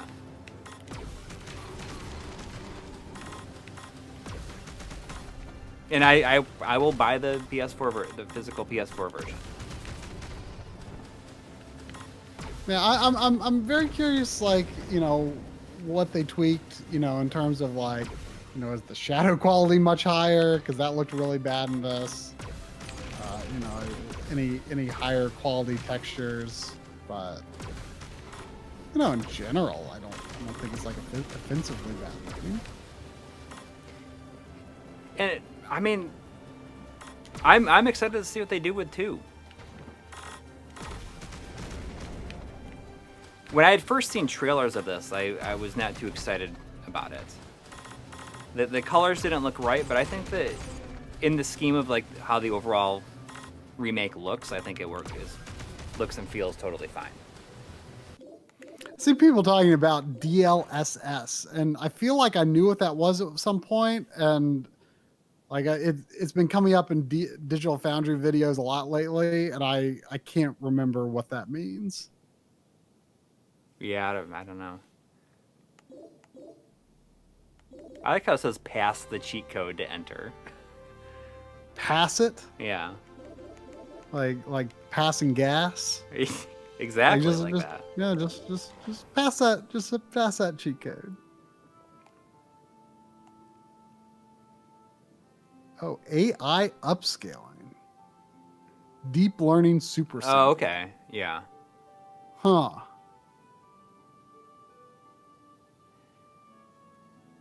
So was that playthrough? It only took me 45 minutes to beat it? No. So time in game 45 minutes. I mean, if you count those like load time, if you take load times out. Yeah, that's true. The cutscenes probably didn't count, etc. Well, I'd be okay with looking at some stuff on the PS5 if that's what you wanted to do. I mean, I could just pop that in. I mean, I'm not sure if there's anything that anybody else wants. Would like to see. Let's see what the people in the chat say. You know what? I randomly played the other night for not much at all. I just did the tutorial basically, and I wasn't really wrapping my head around it very well. You know, in our little group chat with Game Dave and the 8-bit Duke, Duke was talking about Dissidia NT on PS4. Somehow that came up. I think he was talking about Locke, which like it really shocked me that I'm like, wait, Locke is in that game? I guess he's DLC. I just had no idea because I was like, I've never heard anyone talk about that game. Like I have it because it was like so cheap. Like, couldn't you get it for like $5 or something at some point? Like physically, like it's so cheap. But like I've never heard anyone talk about it at all. Like people talked about the PSP games. I've never heard anyone talk about Dissidia PS4. So you know, I'd never even booted it, but you know, I had no clue if anyone really thought anything about it. And I'm like, you know, why don't I boot that up? And man, I I was playing the tutorial, and Well, let me feel look. like Let's see what I can find here. Unless I did not really understand how to play it. I liked it on PSP, but I think the big difference is on PSP they're all one-on-one fights, and like you have like a party of some Go Fish Go would 3 be nice. versus a party of 3, and like that dynamic doesn't seem to work as well. I couldn't. You know, I have this Jay and Silent Bob Mall Brawl. It was like a review code showed up in our email one time, and I was like, Oh, really? I've never even played it. Jonathan G's wondering what our thoughts are about Sephiroth and Smash. I mean, I laughed. I mean, I haven't bought any of the DLC, so it's not even. I haven't even unlocked. All I bought like the first Fighters Pass, but I haven't bought any of the second wave of stuff yet. I'll try. I will try out the Jay and Silent Bob Mall Brawl. Then. I mean, I would have preferred.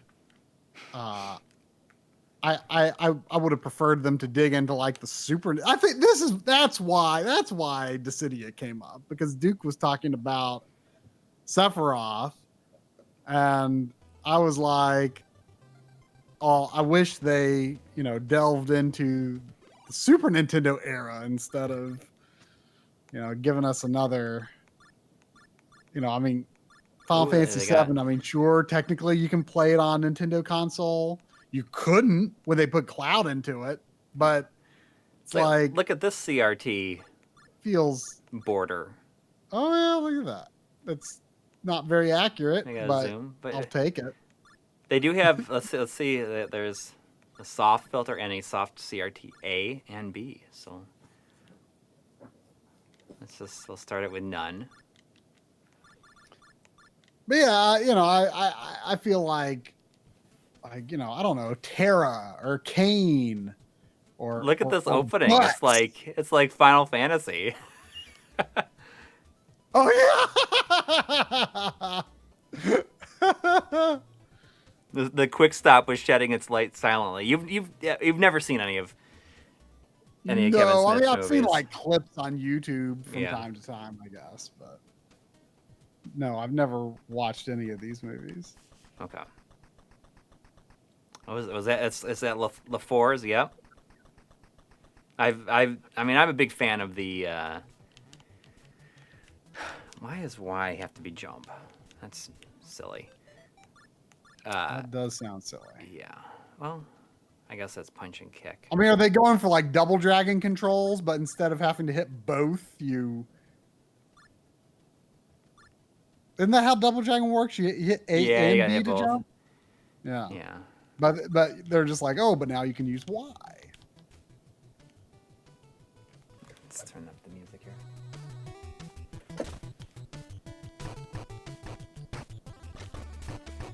I don't know if this is really like Kunio-kun. I think it's more like Double Dragon from what I watched. I watched Limited Run stream some of this. Like, I don't know, it was probably sometime last year.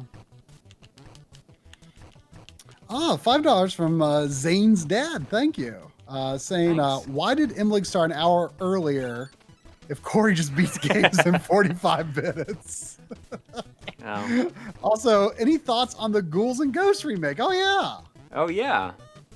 I mean, I thought I think it looks pretty good.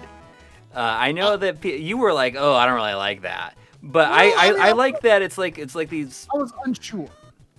It feels like I don't know, like it's like these old like religious paintings that you would see, and I think it's kind of a cool fit for it. What's interesting is that I feel that Arthur himself does not look like he's in that style, but like all the enemies are. So I mean, that's just the impression that I got. I wasn't really sure what I thought at first, but we've been talking a lot about how we we need to stop thinking it's just every like video this is has like to a be big this, thing. like, This is like what big deal that like overwhelms us, and we just are just sometimes we get so sick of it by the time we're done with it. And we've been talking a lot how we're going to make a conscious decision next year. Corey can start doing this a lot sooner than I can, because I'm going to finish Analog Frontiers first. Like that is priority one for me. As soon as the end of the year video is done, I'm finishing Analog Frontiers Part 3, which is, 3, 4, and 5 you're finishing. And I'm going to then move immediately to 4, immediately to 5. I mean, Corey might need my help with something here and there, but for the most part, I think you're kind of playing videos that really don't need my involvement at all. Right. And I'm just going to get them done back to back. Like no breaks in between. No breaks. Not going to give myself that, that space to get out of my groove, because it's been a problem. And I think we've gotten in this place where we're just so overwhelmed and intimidated by everything. Oh, I didn't see And, the and A. you look at the videos we released this year, and it's like, it now. shouldn't have been this way. We should have done so much more. And we've realized, like, we need to get into a place where I get it now. where like we're, instead of feeling like, oh gosh, like here's this thing, I gotta make a video of it, it's gonna be a big deal, it's gonna take a lot of work. We need to just be like, oh cool, like okay. I just got, this device just came out, or this game just came out, or I just bought this and I think it's really cool and interesting. Yeah. Like, make a video about what you want to make right now. Yeah. Rather than like, oh, I wish I could make a video on this now, but I better put it on the backlog because I'm working on this. And then by the time you get to it, you don't really feel like it anymore. Yeah. You know? You're gonna essentially what it comes down to is that we really feel that we need to put the fun back into making videos, like for us again. Go get back to the roots. Yeah, of like just make the stuff that we want to make, because I think that, and it's been a weird year. I mean, I talked about it last week about how it's just been challenging. I think it's been challenging for like all creators. I mean, I guess like a lot of people have really thrived during this time, but it's just like just like the videos that I've made, that we've made this year, like just for me, like haven't been like super fun to make as much. And I think the idea is that I want to get back to feeling like it's really fun again.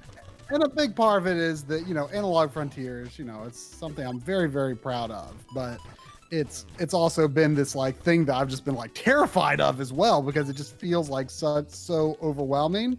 And, I've definitely let that hold me back more than I should have this year. And it is shocking and appalling to me that the whole thing isn't out.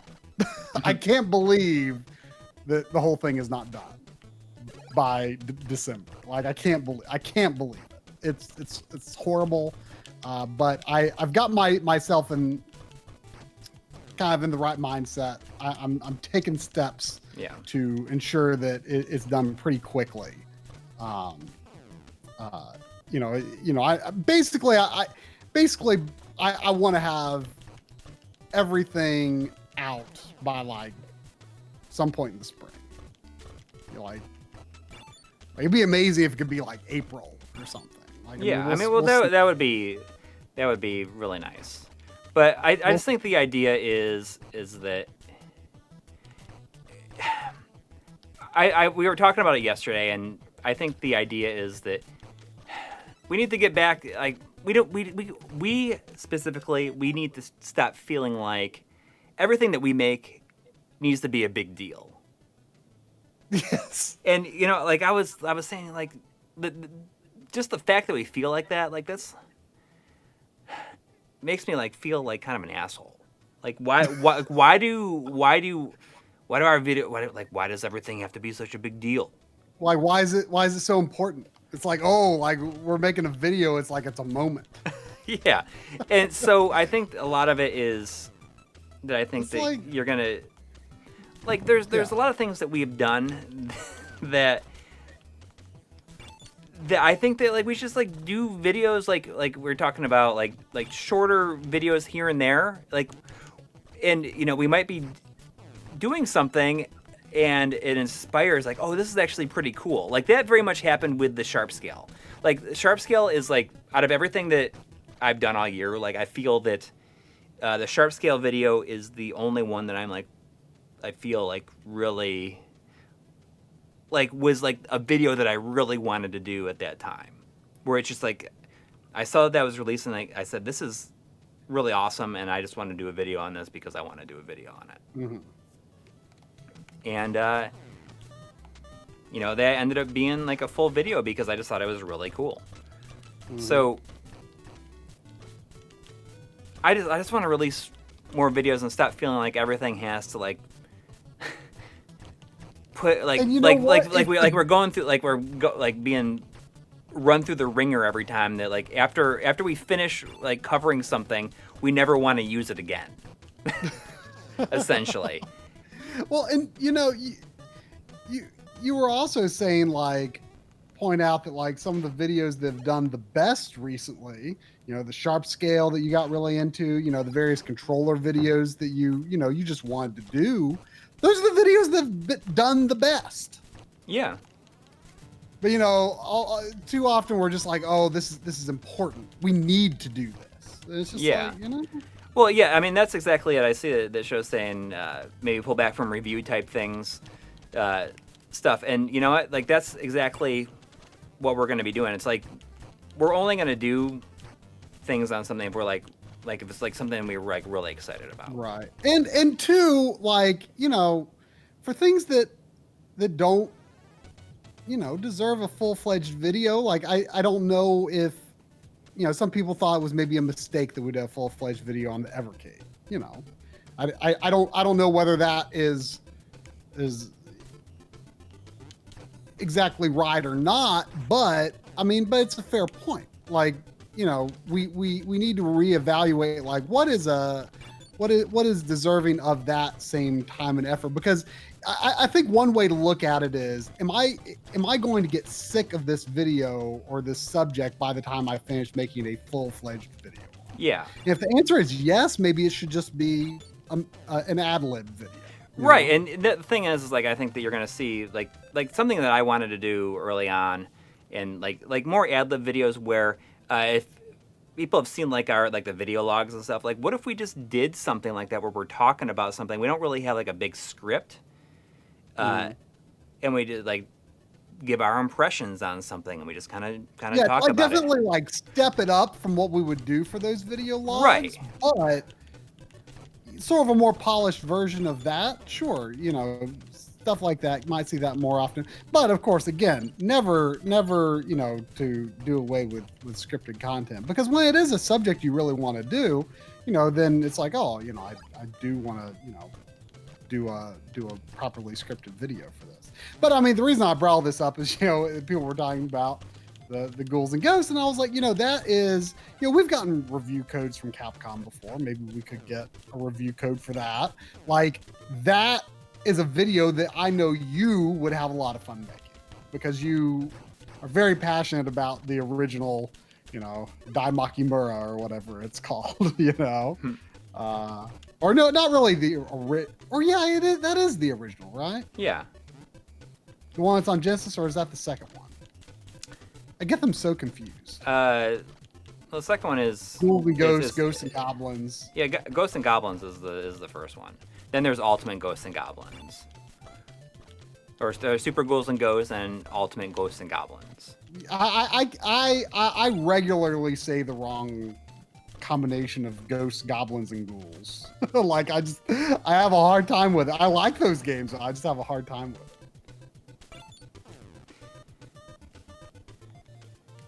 But I mean, that's just the idea. Like I feel like we need to like just get some of that old passion like an excitement into like the videos. Like not, I don't feel that like anything we've done this year has like been bad, but after almost every single one, I've been like, ugh.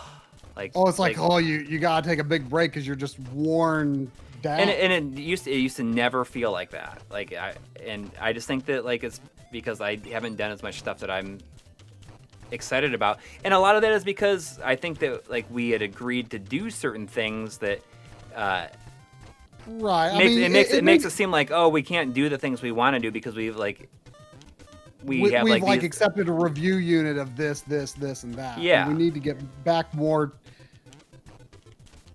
just like what I mean, you know, and obviously we'll like review the big things like the analog things and all that. But the thing is, like, we've got such a backlog of that stuff.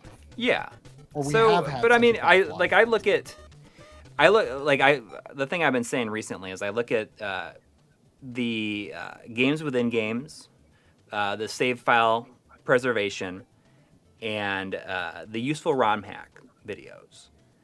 I had more fun making any one of those than I have all the videos that I've made this year combined.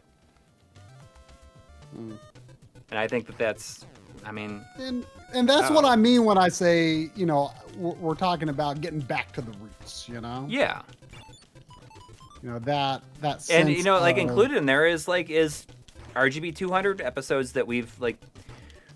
It's silly that it's been so long, but I mean, those are things that, like, we're like, excited to do. Yeah. You know, that we want to do. And we should not feel like... Once Analog Frontiers is done, like, I mean, I think, you know, like I say, I'd like to have it done by some point in the spring, the whole series, all 5 parts.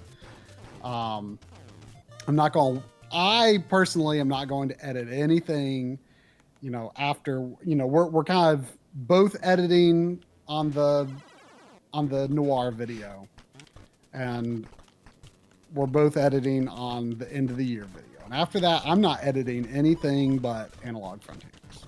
Because of that. Yeah. So the last 3 parts back to back. And then, you know, that's really going to open us up for, you know, just in general doing a lot more frequent content. You know, some things will be, you know, 40-minute long epics or longer sometimes. But I think also we're not going to be afraid to just, you know, 12-minute video or whatever. Yeah. Aaron says, try in 2023 once Analog Frontiers is done. I mean, I feel like, I mean,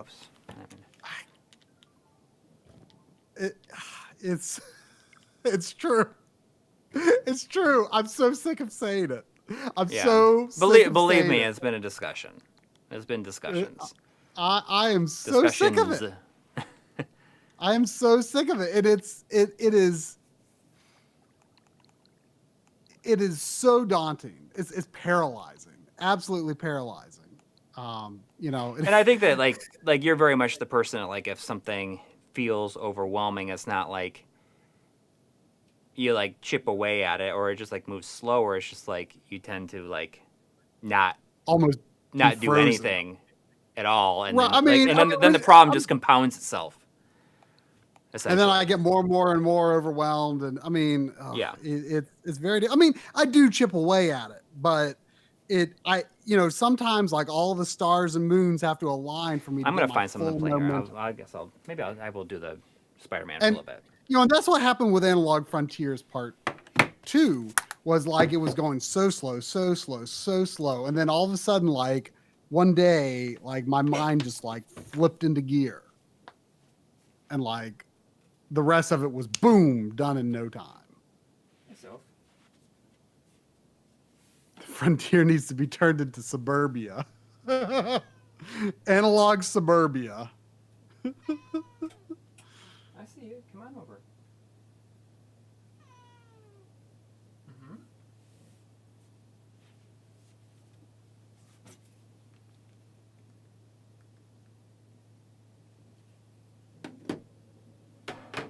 Do you guys see the common thread with the videos you said you showed the most, or I guess enjoyed the most? Is videos that are unique to MLiG. Everyone reviews EverDrive's analog Retrode controllers, save states, sharp scale are uniquely you. Well, I mean, I don't know if controllers are necessarily uniquely us. I'm But gonna yeah, use the the bathroom sharp scale. really I mean, quick. it was amazing. No one had really done a video on that. But like the analog stuff, I do feel that is important to do, and it's stuff that I am excited about those systems. I wish the timing on the Noir had been a little different, and we wouldn't feel so stretched thin, at this moment that we're working on it. But I do think they are definitely very important to do. And even the things that aren't entirely unique to us, like I still think, people may be interested in seeing, our own take on it. And yeah, show says you're going to look back on Analog Frontiers and be proud of it for sure. And absolutely, I am very proud of it. And part of it, I think is going to be like psychologically freeing for me, is like, it has absolutely pushed me to like my limits of what I can do, like as an editor by myself. And I don't feel like I'm going to feel this like need, this like perfectionist, I'm always fighting perfectionist tendencies. But I feel like in some ways there will be this like sense of like, I don't have to top this.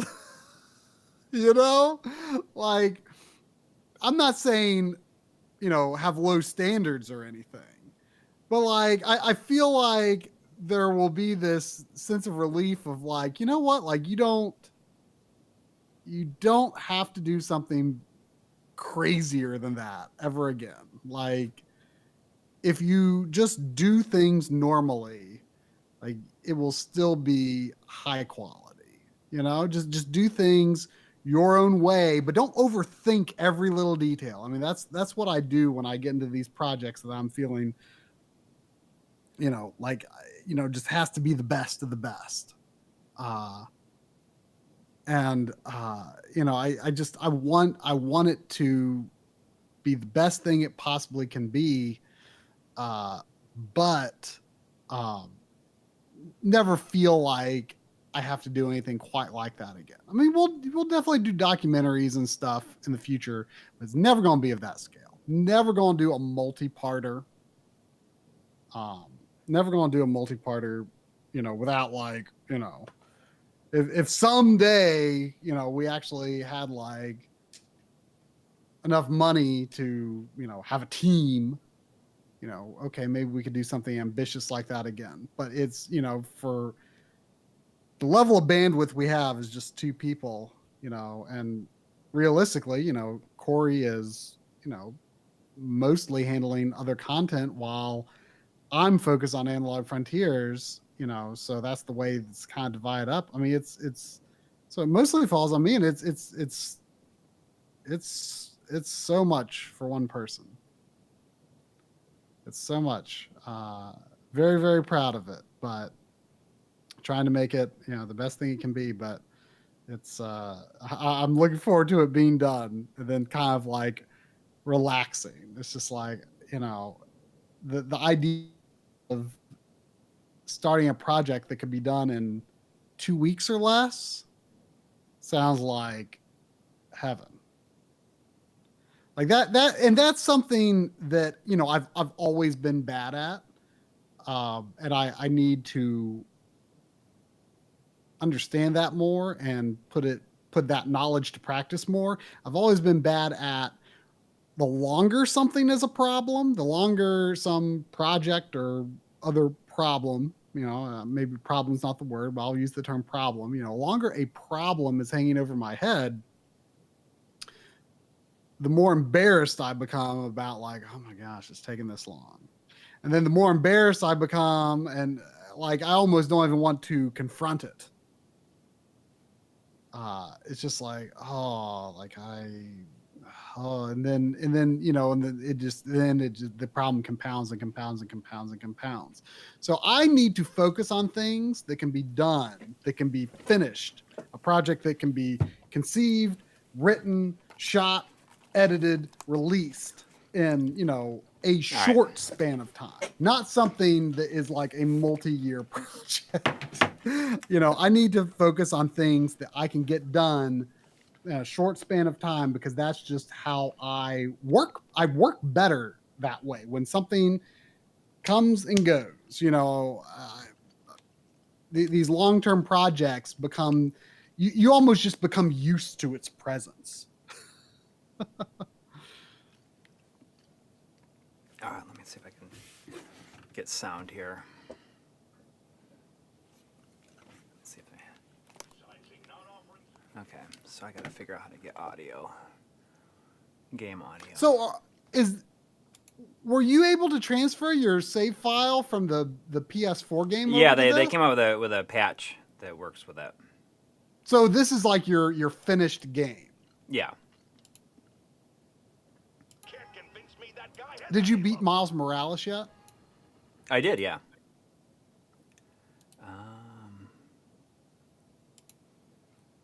So now, when people say that this has less crowd density on the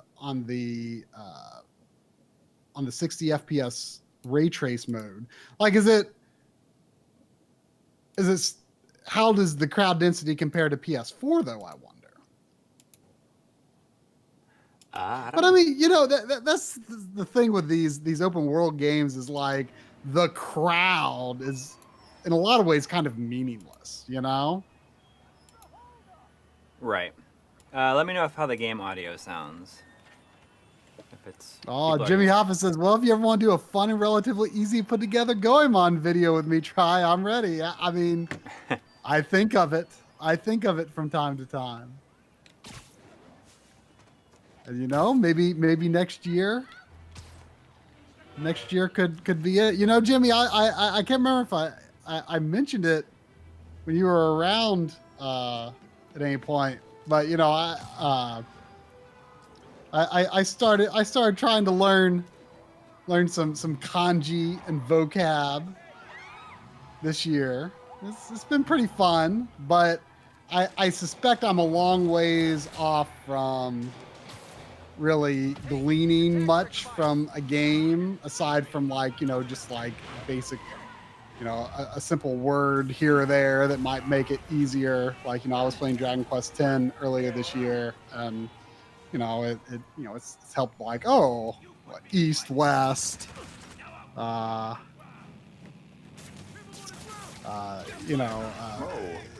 being able to read like katakana, makes it easier to, if I need to look up like where a monster is or where a certain area is, like being able to make sense of that makes it a little easier to then, do the Google search I need to do to, find out more information.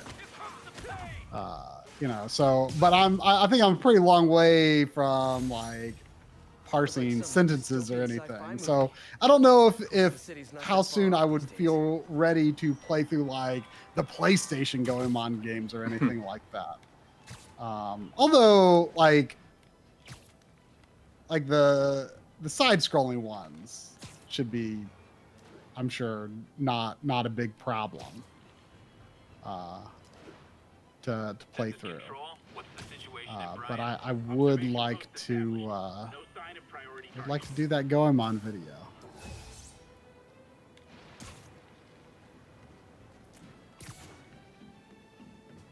Let's see here. I'm not getting any game audio, so I can't really hear too much. I need to figure out a way. Oh, why don't you have game audio?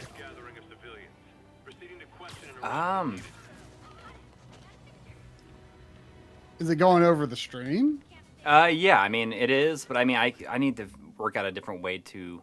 It's going to the stream because it's going like from my TV to the optical. What I need to do is be able to run that into my mixer.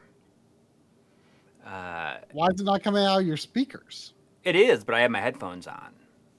Because I don't know if my the shotgun mic is going to pick up your own headphones. Oh, well. I mean... Uh-oh, who's this guy? That way. But I did a little thing for, with Jimmy. I'm not sure when it's going to be out, but it should be out before the end of the month. I think. Exciting. Something we've been talking about for a long time, actually. See, that's where things are with us right now. That's where everything feels like, yeah, we've been talking about that for a long time. Yeah. So I mean, exactly. We need to, you know, when the inspiration strikes, we need to be in a position where we're not like, oh, but I got to finish this before I can do that. We need to be in a position where when the inspiration strikes, we can just do it. Oh, it's already out. Oh, it came out. I guess it's out today. I did not see it. I wasn't like at my computer. I mean, I guess I didn't have anything open because I was working on the video. Sorry. Everyone, check out the video. Jimmy, I'm sorry. I totally missed it. I was editing all day, so I've not. Let me. Yeah, get a link for it. Yeah, since I have the power to paste links. That's what I'm looking for here. Let's. Is it down here? Oh, there it is. Legend of the Valkyrie Part 2. I mean, that's something that we've been talking about for, like, literally, like, years. Like, basically ever since you've known him. Yeah. There's the link to everyone. Open that in the tab so that you don't forget to watch it after the stream. Let's do the bomb challenge. Gotta hurry and defuse those bombs. I will actually keep that open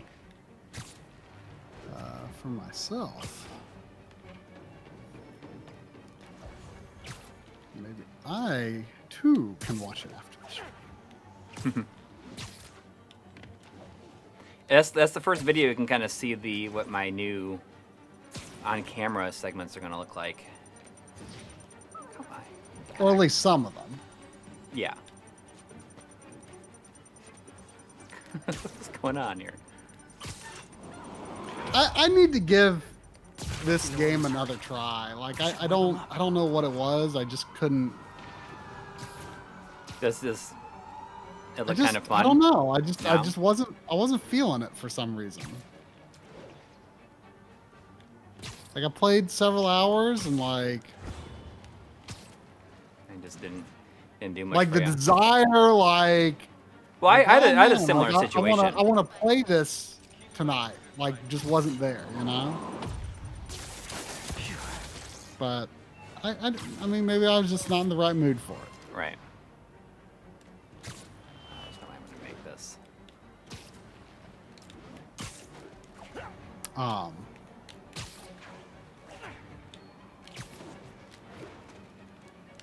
Nope. But I'm on the spot like this. I can't. I got pretty good at it coming back to it after Miles Morales. I mean, I imagine they control exactly the same, don't they? Yeah. Very much. Does Miles Morales look better in any way, or are they pretty much matched at this point? Gotta be quick. I mean, there's more going on. And well, the thing I like about Miles Morales is it takes place during Christmas, so everything's all like snowy and stuff.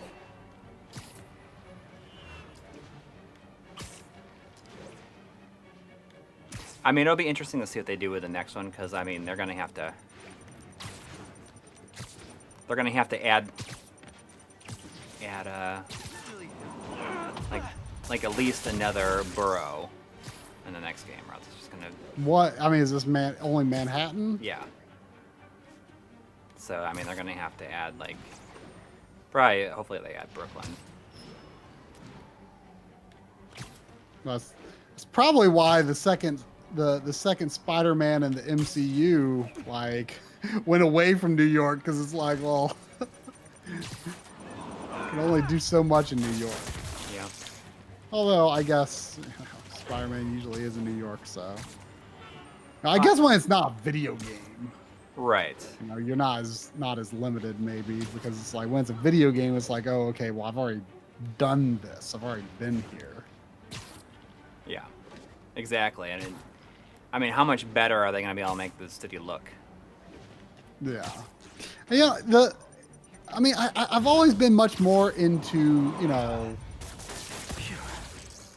more, I guess, less urban open world sorts of games. Like, I mean, just the endless buildings and everything. You know, even when you consider like Assassin's Creed, when it's like not a modern city, but just like all of it just blends together. It's never like, oh yeah, this place. I remember passing by this place. You know, it doesn't imprint on your brain. You know, I think the open world city games that I have liked the most have been Infamous Second Son and Sleeping Dogs. I really liked Sleeping Dogs. It was too bad that developer ended up closing, because I thought that was a really good game. It was definitely different because it was like there were guns and there, you know, was gunplay, but it was not the focus. It was kind of a, you know, kind of an exception to the rule when a mission gave you an opportunity to use a gun. It was mostly about like, you know, sort of like Arkham Asylum style brawling, but you know, in that, you know, sort of open world crime sort of genre. Yeah. I thought it was really good. Well, I'm gonna quit this. And what are we gonna play? Well, I think we should just play some Deathtiny then instead for the little bit. I think this will be more up people's alley maybe that are watching this stream. What is this? This is a M2 shot triggers game. Oh, It randomly got a translation. This is the game that I've only heard people just call this Ketsui. Hmm?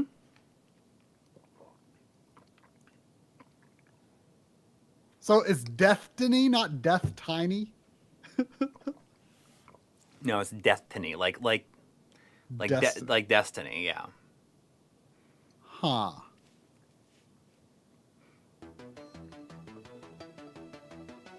Yeah, I mean, I saw this got released. I'm like, oh, I'm gonna have to just need to buy it to support. I'm just surprised because like I just thought the game was called Ketsui. Like when people were talking about like the shot triggers games, people said Ketsui. No one said Deathtiny. Well, it's Ketsui Deathtiny. Kizuna Jigoku something. You know, something I've really been curious about. I mean, I know that like the new controllers for PS5 and Xbox Series X are supposed to be lower latency.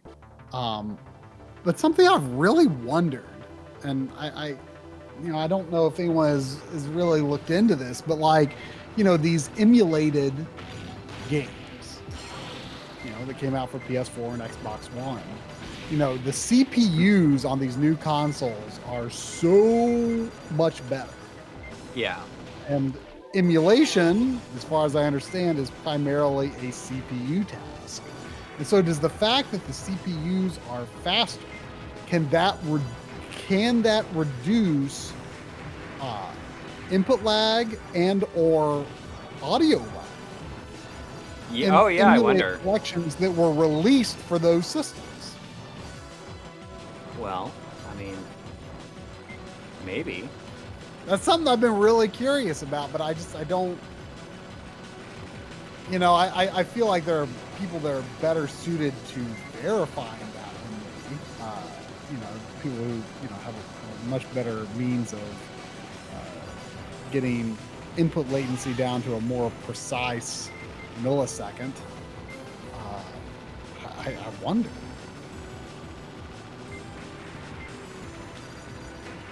You know, I've had for the past day, I've had this tab open on my phone that was a walkthrough for getting retro arch on, you know, an Xbox One or a Series X. Mm-hmm. And you've thought about doing it? By, you know, you have to pay Microsoft like $20. That's I mean, that sounds worth it. To get, you know, to get access to developer mode on your console. Like, I don't know. I've been kind of thinking about it. Like, I feel like if I needed to record emulator stuff, that's a good way to do it. Yeah, I think so. I would enjoy doing it on my Xbox more than I would on my computer. Maybe that sounds silly, but it's just like, you know, there's just all of like the controller config and the you know, video settings and I mean, I'm sure you'll have access to the video settings I would be interested in using on Xbox, you know, but it's like it's stuff like you know, full screen and windowed mode and all that garbage. Like, it's in the way, you know, and I feel like just booting it up on my Xbox, like, especially because I bet the Xbox could run Dolphin a heck of a lot better than the computer that I use for emulation anyway, because that's like a 2012 computer. Jimmy Z is saying, pause the stream after you said first completion of Nier was like the prologue. Basically, I mean, what I'm kind of feeling like is that the first two completions are like is like the prologue.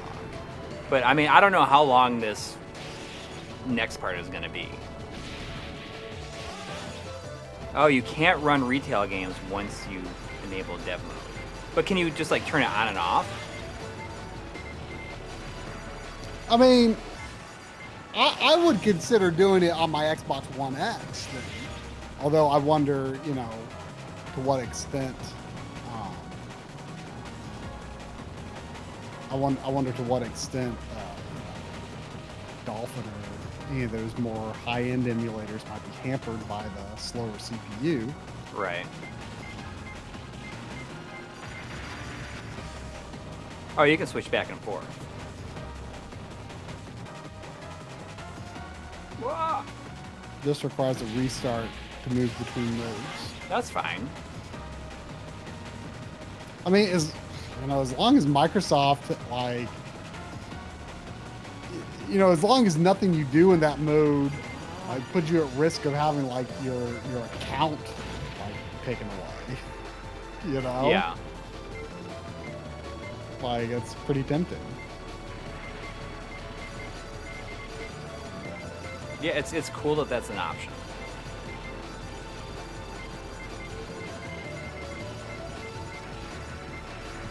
Well, it's not a jailbreak show. I mean, it is a dev option, and you know, the emulators are developer versions that people have made.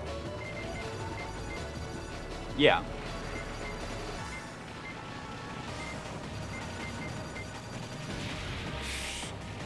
I'm not very good at this.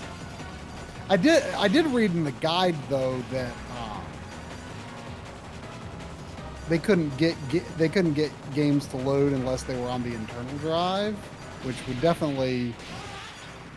Can you just may take up space. I mean, I would, you know, that in that case, like, oh, I'd rather take up space on my Xbox One than on my Series X.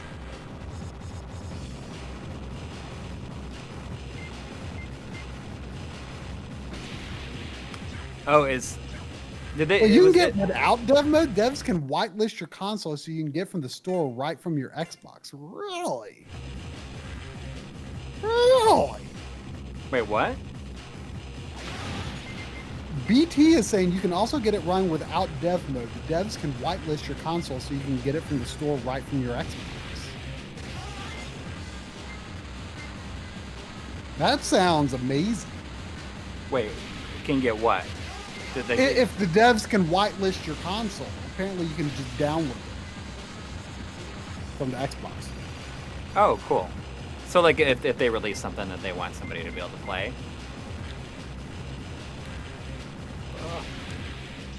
What? Just Say like again? like if like a developer wants you to play something. Well, no, like, well, I guess, like if maybe it's for like indie developers who you know want playtesters or something.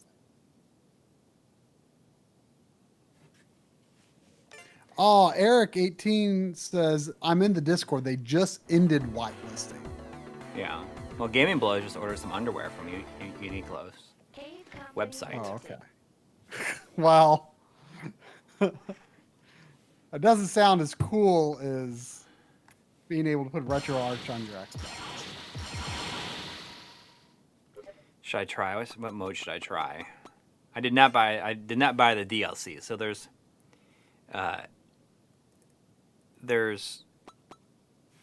let's try Deathtiny mode. See what the deal is. I played through super easy mode already.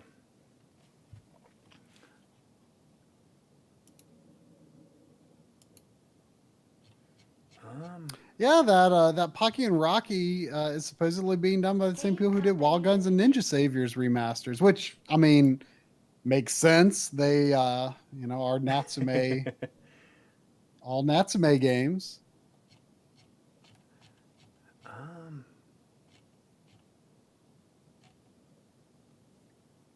There is an MLiG Discord. It's for Patreon and YouTube members. Anyone that does the YouTube members program. I'll be red this time. I think I was green last time. I wonder if they will do Lufia. Like that would be crazy if they did Lufia. Oh my gosh, that would definitely. I mean, they've so far done the arcadey games. Yeah, I'm excited for Pocky. That would be. I mean, you know what I like about all their games? I mean, it's like Tengo Project, is that they've all been excellent, and they like none of them has. Oh, I do have the Discord open. Whoops. Sorry about that. I saw the messages from Jonathan G, and I forgot that Try's like on there. Sorry about that. What was I saying? You're talking about the people that made those remasters, Wild Guns and. Oh yeah. Like none of them needed needed to be patched at all. Like they none of them have never had a patch. Oh, they're so good. I mean, the only thing that I don't like about them is they're almost like they're too real to be real. The only thing I don't like about them is that they do have non-integer scaling. However, with the games they've done so far, like the camera moves and the screen scrolls in such a way where it's not very obvious. Right. Like with Wild Guns, there's only very little scroll. And with Ninja Saviors, for whatever reason, the pace of the scroll in that game is just not. Well, that'll probably be put to the test with Pocky and Rocket, then, I guess. Yeah, that's what I'm thinking. Yeah. Like it's much more at risk of. But who knows? Maybe they'll actually do interpolation. Yeah, I mean it's certainly possible. Or maybe you'll just have to turn on the scanline filter so you don't see it. But yeah, I mean, they do such good work though. Aside from that one thing, because like I mean, everything feels it's just like Super Nintendo Plus. Like it feels very much in the spirit of the originals, but just with a little more frames of animation, maybe some slightly revised, slightly larger sprites in some cases. Well, in terms of Ninja Warriors, I mean, there was quite a bit of added gameplay. It's like, well, yeah. I mean, they add stuff that fits in so perfectly. Yeah. And is well designed in how it was added in. Like the new characters in Wild Guns are fantastic. Everything. And the new characters in Ninja Warriors were great too. Yeah, I mean everything that they add in just feels like it belongs. Yeah. And I can't say that of most added stuff in remakes and remasters. Right. I think a lot of it and- is because it's like a lot of like it's by the original people who made things. It fits in so seamlessly, is well, and it looks right. It in terms of the newly designed stuff, it plays right. It's so their work is just absolutely phenomenal, and in the sense that here are very expensive Super Nintendo games that I no longer feel bad about not having a physical copy of the Super Nintendo. Right. Yeah. Because it's just like, it is so good that I really don't have that much desire to I wonder play if the Super Nintendo version anymore. It's that good. Yeah. Is this game like killing the compression of the stream at all? Actually, it's not that bad. Even though there's so much stuff going on, it's actually looking pretty good, at least on 1080p. Did I miss a super chat or two? Let me scroll. But I mean, I think that Pocket Rocky is probably my second most anticipated game for 2021. Strangely enough, I mean, my most anticipated game is Bees 9. Potbelly Punch had a $2 super chat asking, which one of the M2 PS4 games should I play?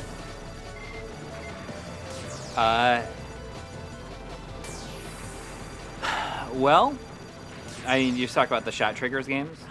I mean, I assume he's talking about the Shot Triggers. yeah. I mean, this one has the most content, but it has like some DLC, like the Jake Kaufman soundtrack.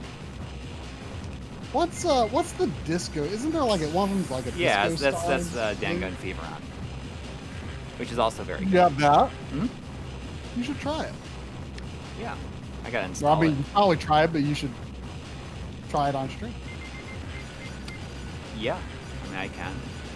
Have they done any more Shot Triggers games since the one? No, I mean they've only done like. I mean, have they released more? Yeah. Yeah. The what is it?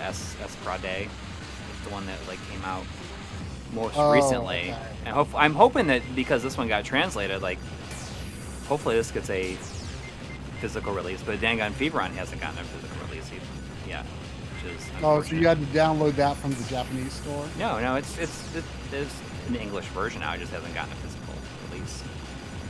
Oh, okay. Have there been any Sega Ages on Switch lately?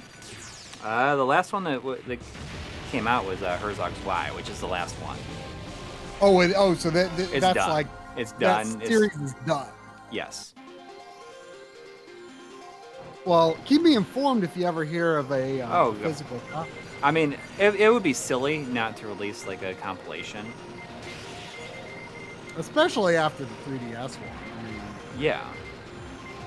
The 3DS one, man. That 3-pack that I got is super expensive now. I don't know if Yeah. if this is the whole point of Deathtiny is it like impossible to die. It's all like about getting as high of a score because I have not died, and it seems very odd that I've either. are you in a no death mode or something? I don't know if that's what Deathtiny is, or I'm just like doing okay that like so good that I like Your just, like- hitbox is literally 1 pixel or something. Yeah. See, every time I get hit, it turns all the bullets into score things, and I wonder if that's like something you earn, like you get if you survive for long enough. Well, Scott Snyder, any updates on the M2 dock Blu-ray release? I mean, is Troy has something- them, but we just need to get packaging done. That's We kept dragging our feet on getting the artwork for the, and we're talking to a person who's going to do the artwork. We've just been dragging our feet on like giving her the information she needs or the materials and just like the do- assets. Yeah, I we've mean- just been dragging our feet on, and honestly, I mean, this, I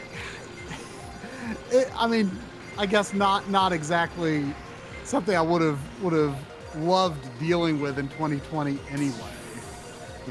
like mailing any of the Blu-rays and stuff. But Although, but that's the thing, like the place. We may have like the first initial wave of orders like distributed by someone else, but Right. Eventually, I mean, we is will there have still to- like a lot of? I hope that there's still a lot of interest. Well, I mean, we're in- obviously going to do it. I mean, we've got the discs. Yeah.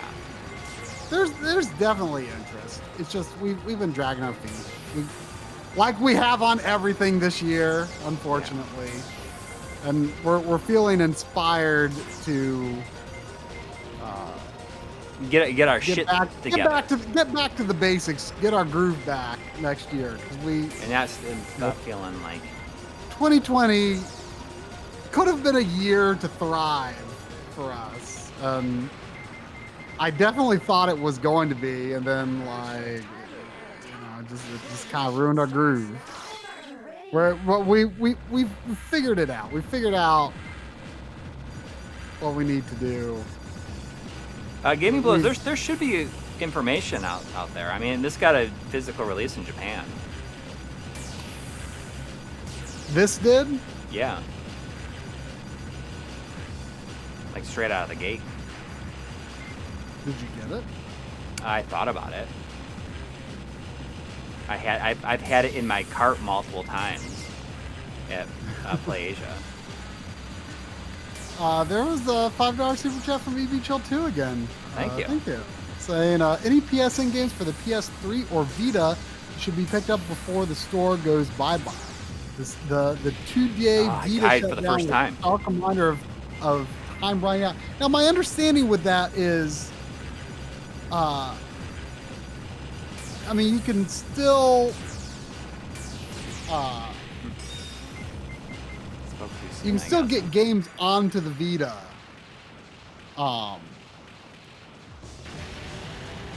Through a PS3, right? You know, I imagine a lot of people with Vitas don't have a working PS3. I mean, it's hard to say. You know,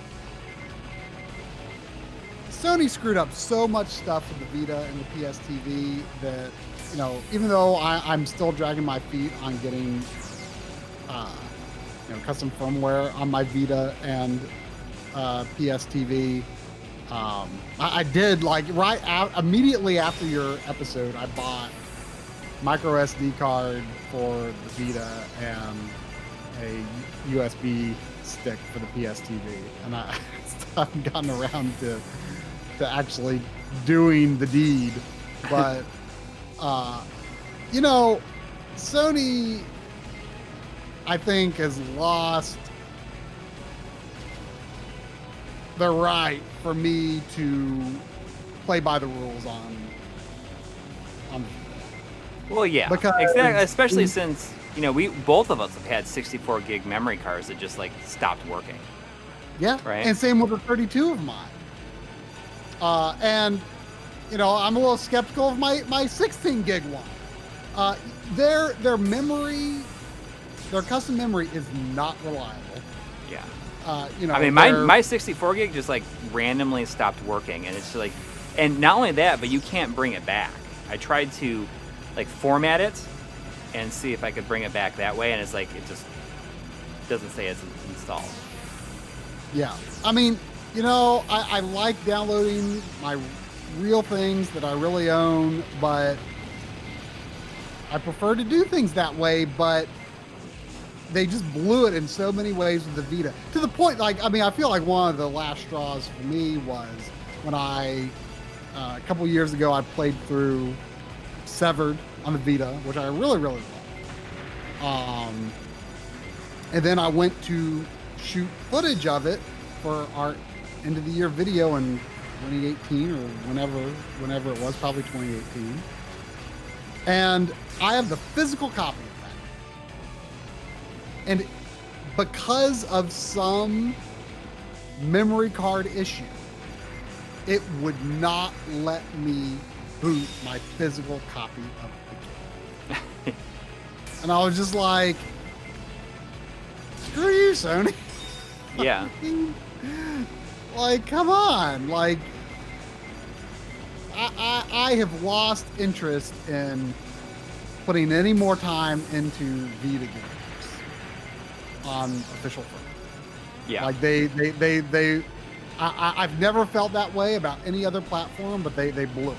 They blew it because I can't trust their proprietary memory. Yeah. Basically, I mean that was it for me. But I mean, the sharp scale stuff like definitely made me. In 7 years with Xbox, and I like to hope that these semi-custom SSDs will not be the same situation. I mean, I think they're just M2 style cards and an enclosure. Yeah. So hopefully that's not the case with Xbox in a few years. Some people have had flashbacks to the Vita situation, but I don't think that's necessarily what's going to happen there. I like to hope it won't be. I've got a lot of Vita games on my backlog that I'm still interested in playing through either on the Vita or on the PS TV, but until I finally get around to installing that custom firmware, I'm just not that interested in doing anything with those systems. Yeah. Yeah, I mean... Because, I can't trust it anymore. I just can't trust it.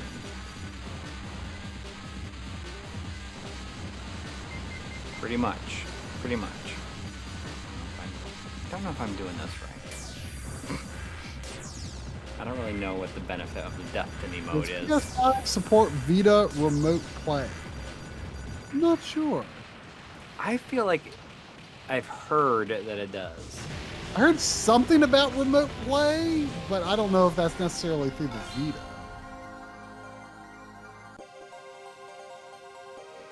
The new Xbox consoles have a normal M2 slot inside of them. Yeah. I wonder when they're gonna say when they're gonna.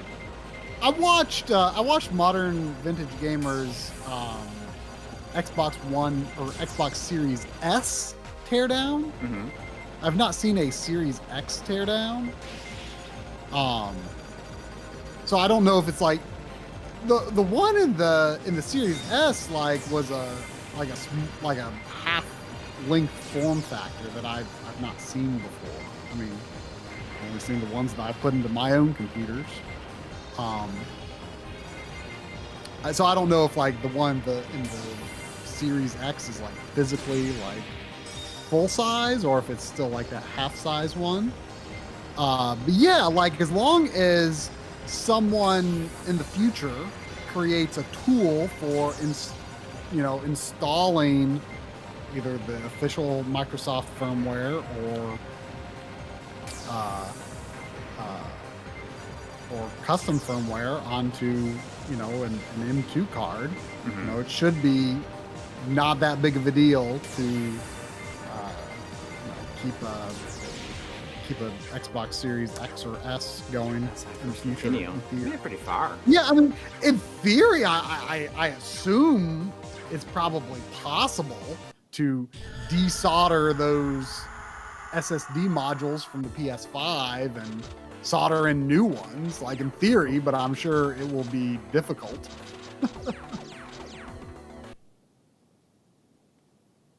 I did pretty good that time. I made it pretty far. My credit limit is now... Vita cannot do PS5 remote play.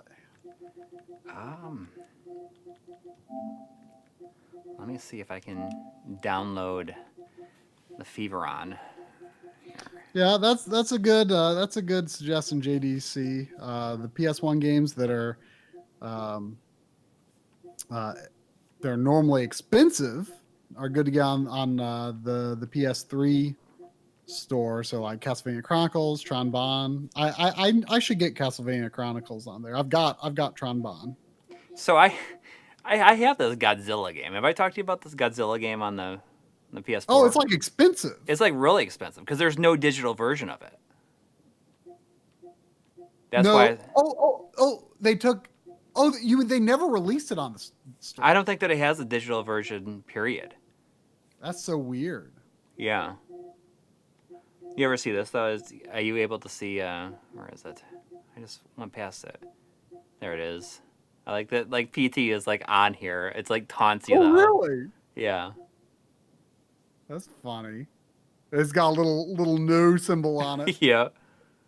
That's so. I saw at the very bottom of your list. What was it called?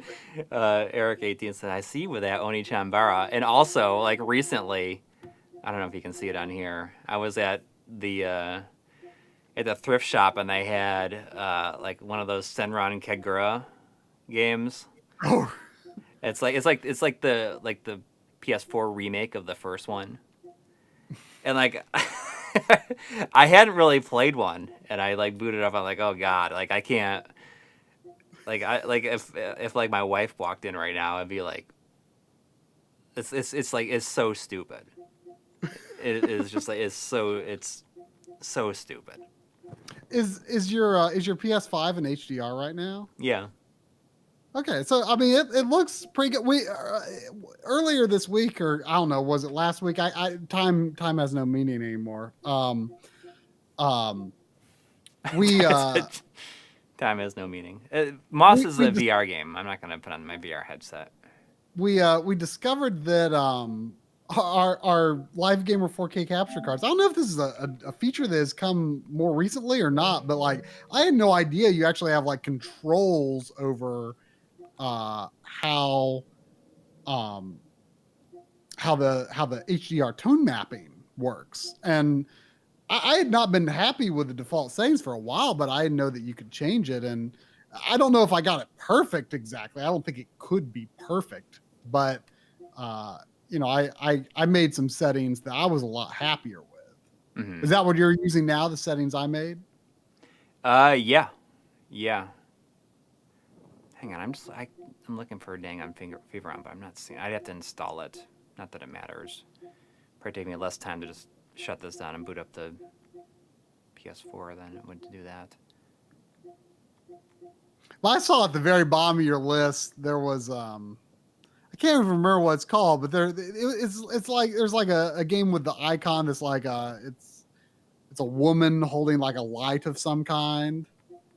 And like that was like one of those games that was like it was like free on PS Plus like the week that the PS. Oh, you're talking about like Contrast, I think it's called. Yeah. Like I played it for a few minutes and it's just like I guess it's perpetually in our Well, you can't hide it. You could hide it on the PS4. You can't hide it on here yet.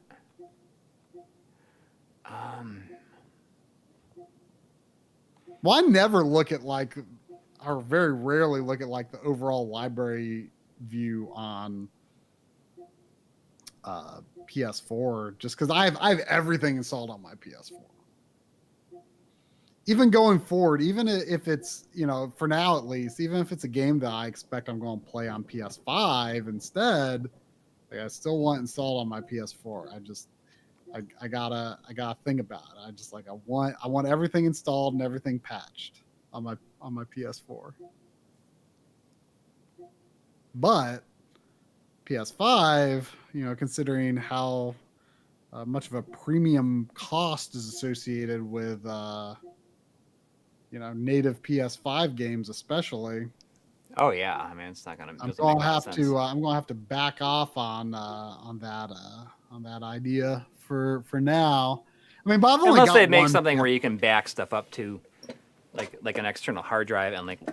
Right. Well, I don't even have an external external drive for my PS5 yet. I'm I not do. I mean, seeing it. my storage There it situation is. for my Xbox is really good right now. So let's see if I can download it and how long it'll take. I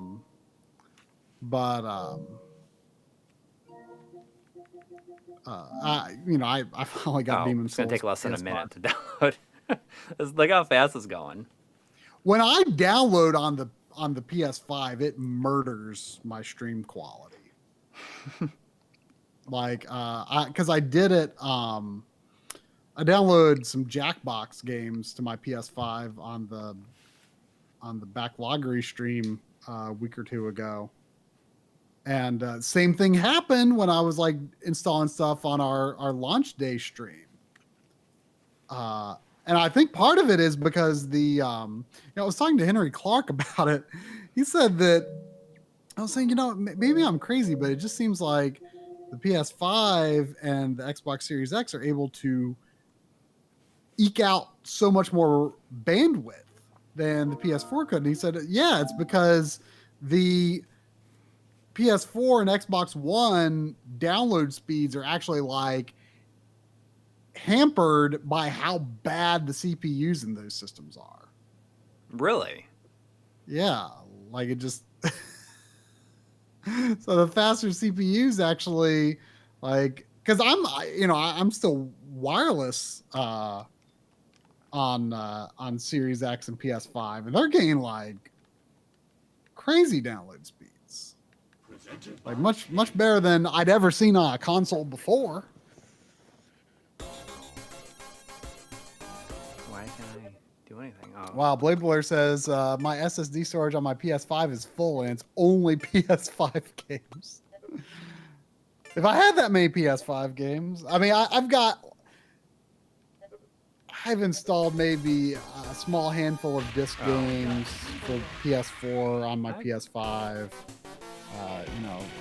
Final Fantasy 14, Dragon Quest 10.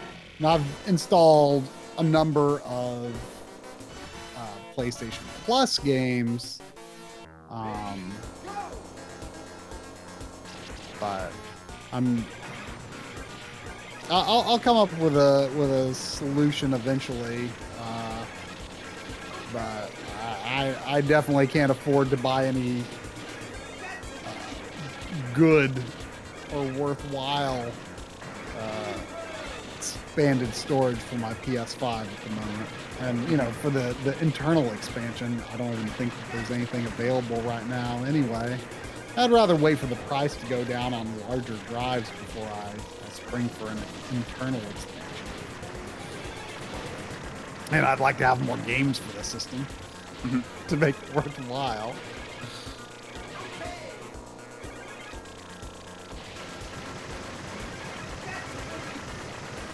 Yeah, I guess everyone's been talking about Cyberpunk this week, and it's like I have no interest in Cyberpunk. Like basically until there's like maybe a complete version eventually released. Oh yeah, I mean I still don't even have The Witcher 3, so like I still haven't even played. It seems like so much a commitment that I have no. Like I don't even entertain the idea of like, oh, I will buy that game. Like I probably will not buy that game for at least 7 years. Honestly. I mean, I would definitely like to try it. Like, once everything is like patched and running well on current gen consoles. I mean, Xbox Series X and PS5. Whichever one ends up being the better version, I'll buy it for $20 someday. Yeah. I'd like to play it. Sandy, could you lay your butt down? She's just like laying down on my lap with like her front legs and her head down, but she's still got her hind legs raised up and her butt's. It's okay. Now she's fully. Thank you. But like I was thinking earlier, like people are so bent out of shape about its state of launch on consoles, and it's just like I can't imagine thinking like I don't have anything better to do than play Cyberpunk 2077. Like I need this to be fully patched and working and functional now. Well, I mean, people. Like, for people who spend $60 on it. I mean, right. No, it's just yeah. I mean, I think that's not. But if you hadn't spent $60 on it, I have no problem with waiting on that. Yeah. But I mean, there's people like this is like the game that they have like waited to play for. I mean, a long time, and not only that, but it's like. From what I understand, like haven't they like been working on this game in some form or another since like the company like first existed? I don't know. I'm pretty sure that's like it's this project that they have wanted to do since they basically started the company. But I mean, I could see like wanting like playing it day one, you know, and by all means it should be completely playable and people should be happy about it, but well, I mean, you know, I remember, you know, I mean, like, you know, a similar situation where I was unwilling to wait was, you know, I was working really hard on finishing an episode. I can't remember what it was when Final Fantasy 15 came out. And, you know, I'm a huge Final Fantasy fan. You know, I got to play it immediately. But, you know, I like, well, I gotta finish this episode. And, you know, so I started like a week late. But there was no way I was going to wait like months to play a new numbered Final Fantasy.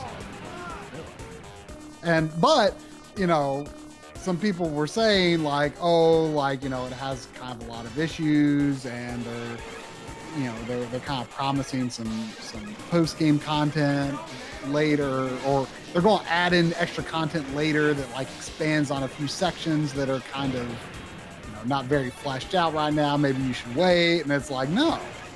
Right. Well, I mean, so honestly, I mean, that's just like that's your own version of like what a lot of people feel about. Yeah, I mean, that's what I'm saying. That's what I'm saying. Like, you know, like right now, like, it's just like, okay, that's not Cyberpunk, whatever. It's not a big deal. But yeah, for me, it was like, well, no, I'm not waiting on playing Final Fantasy. Right. You know, and it does make me wonder, though, like, if I were to replay Final Fantasy 15 now, like, would I like it more? Because I definitely think it's, like, probably the weakest numbered Final Fantasy. Mm-hmm. Like, I don't know. I have a hard time imagining that I would like it all that much more.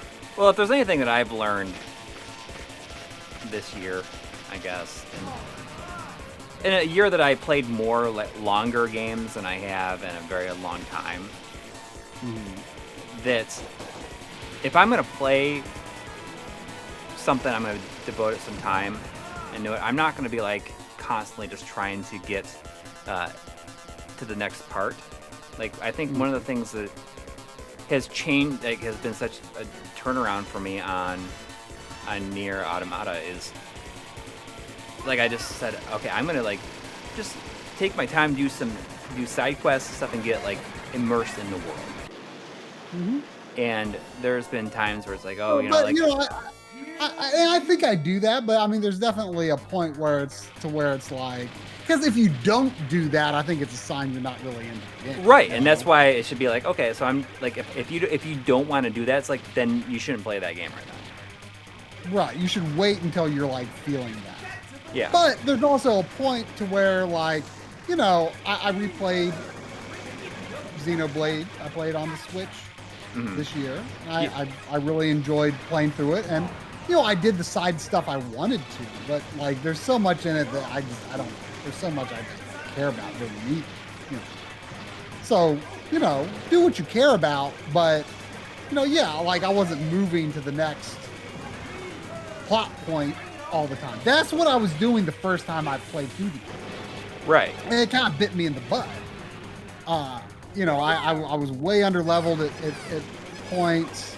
And I actually did have to do some grinding, though, at the end of the game and on Switch as well.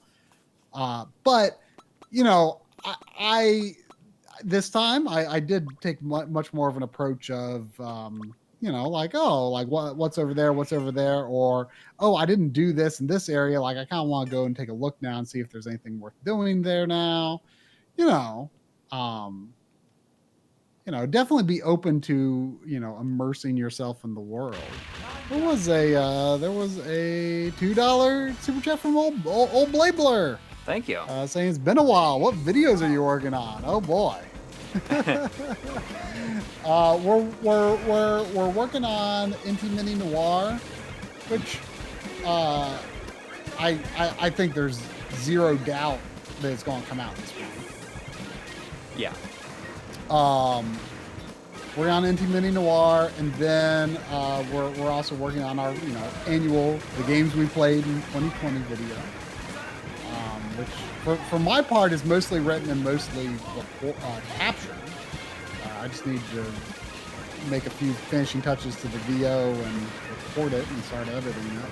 So like I've said, I know we have not been as reliable this year with our releases as we have been in the past, but December is a 2-month video, 100% for sure.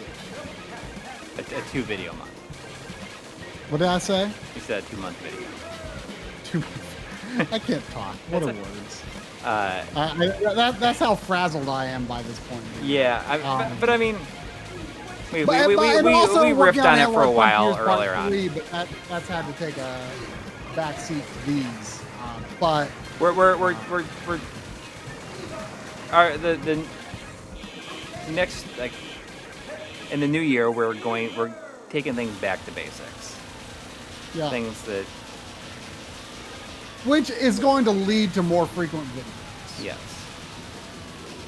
And Analog Frontiers 3, 4, 5, finishing them back to back for me while Corey works on other stuff, and I'm kind of jealous. But I think the rest of Analog Frontiers. Yeah, don't be jealous. I mean, the rest of Analog Frontiers is going to go quite smoothly, and I'm excited because, I have a vision for how I'm going to finish Part 3, and Part 4 is going to be so different that it's going to be kind of refreshing. And then Part 5, I don't think is going to be super long in comparison. Part 5 will probably be closer to like Part 2 in length. 3 and 4 definitely the longest though.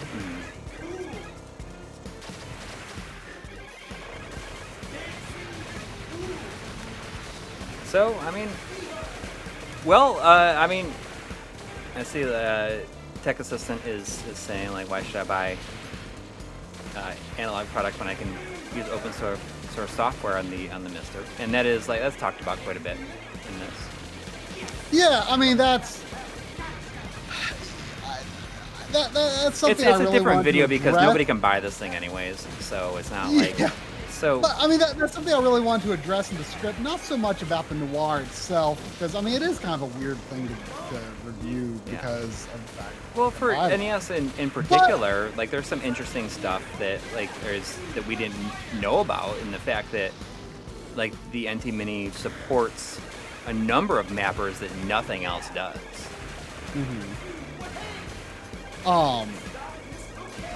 But that is something I wanted to address because, Mister is profoundly important. I mean, it is absolutely the future of hardware preservation. It's hugely important. But what I cannot get behind is the attitude of just buy a Mister, because that's the same thing as the just buy a Raspberry Pi. Well, people have their reasons for choosing other things, and for the analog products, a big part of the appeal is having something that's ready to go outside the box. You don't have to configure it in any significant way to get it going, and it works with original cartridges and original accessories. And for some people, they don't care, and for other people, they care a lot. And, I will say, even though I have a Mister, I use my Super NT and Mega SG a lot. Because if I feel like playing downstairs where my HDMI consoles are, rather than upstairs where my, analog output consoles are, then I play on those systems, and I will play on the Noir as well. Because, I like using my cartridges when I'm playing for my own personal enjoyment or playing on a stream. I prefer to use my original cartridge. And,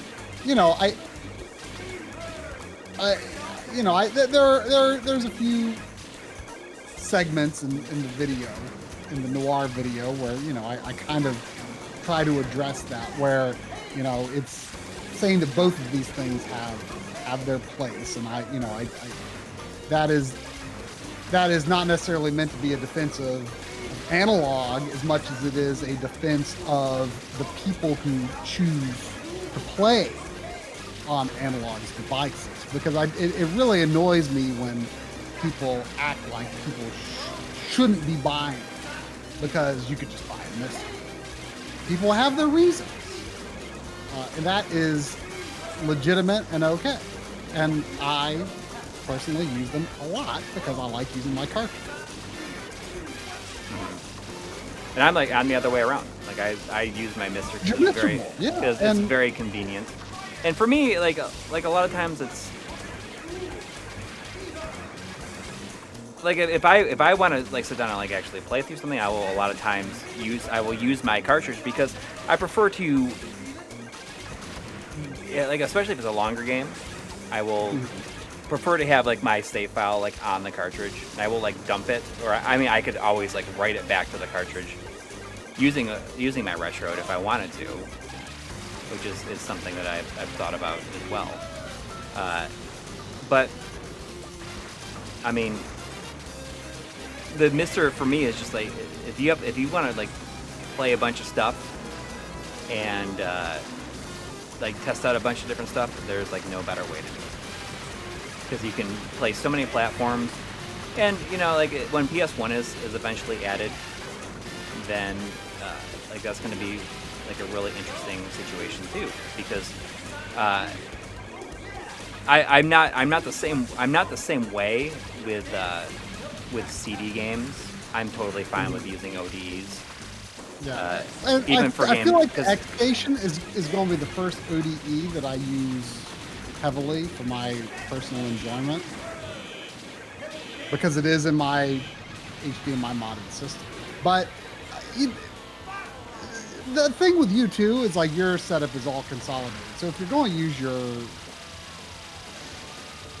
cartridges, you know, your original consoles are all there. But for me, well, not only that, but I mean, exactly. Upstairs play or downstairs play. And if I want to play downstairs, then you know I use the analog. Right. I mean, by analog, I mean. I mean, honestly, if I'm gonna play a cartridge, like I'll just use the original hardware. I mean, yeah, I don't use my analog consoles like very much. Right, but you understand what I'm saying though, with the way that I've got things set up in my my house, it makes a lot more sense. Right. They provide a function in my HDMI setup downstairs that otherwise would not exist because there's no HDMI modded Super Nintendo. There's no HDMI modded Sega Genesis. I do have a high def NES down here, but the Noir, you know, has better scaling, so I will probably use that. Right. Down here more than the high def NES. There was a $2 donation from For the Love of the Game, who I believe is using Voltar speak. And if I were to translate that, it would be, is this an M2 SCART Sniffers release? This is M2 shot triggers. This is Dangun Feveron? Yeah. Is that right? Yes. Yep. If Artemio is here, I'm sure Artemio has the arcade board of this. But I mean, also for me, like more than anything, for me, the biggest appeal and like remains the biggest appeal for me is arcade stuff. I mean, I honestly, like, I just feel the arcade stuff on the Mister just like cannot be topped. It is awesome, and Jotego just came out with the CPS 1.5, and I was playing Saturday Night Slam Masters the other day, and the Punisher arcade game, which I'd never played before, and it looks incredible. Oh yeah, I mean, I mean, it is absolutely. And I'm going to be using my Mister a lot while working on Analog Frontiers Part 3. Yeah. So, I mean, it's... I mean, for all intents and purposes, I feel that the way that the Mister is set up and the way that you can just use like these scripts to update everything and the way that it works is just it's like way more accessible than even like a Raspberry Pi, like significantly like more accessible. Absolutely. Because I feel like with like RetroArch and everything, you can easily like screw up stuff if you go into the settings and stuff. If you want to, like, pretty overwhelming for me. and for like RetroArch, like a lot of people will download like a SD card image and just write it on there. But a lot of times those things just have like crappy like borders on everything, and if you try to turn that off, it always like screws up something. At least that is how it's been for me. I just think the Mister is like a lot more accessible than Raspberry Pi. Sandy is really acting like she's got to poop. All right, you can take her out really quick. Well, I was just going. I mean, because it's 11:15. So Yeah, we'll wrap it up in just a minute. Go ahead and wrap it up, or if I should go ahead and just take it out. Well, we'll go ahead and take her out, and so we can wrap it up when you get back.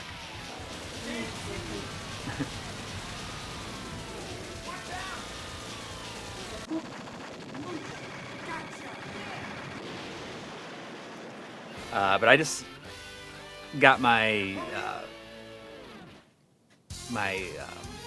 metal case, or the aluminum case for my Mister, and it looks awesome. Looks awesome. I needed to get a new USB thing because I had like one of the old ones and it was too big to fit into the case. I don't know if anybody else is having this problem, but the mail is so overwhelmed right now. Like like USPS is so overwhelmed that anything just like takes like 3 times longer.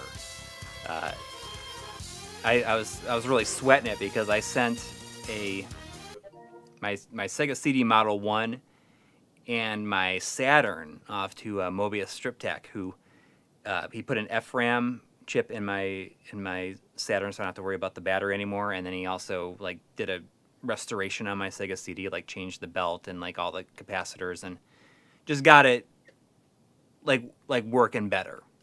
And it's it has been in the mail for a week, and it was like not moving at all, and it was really stressing me out. It's like in transit, in transit, arriving late, and it's like, and it's not like he's very far. He's like up by Cleveland. He's like 4 or 5 hours away, if that.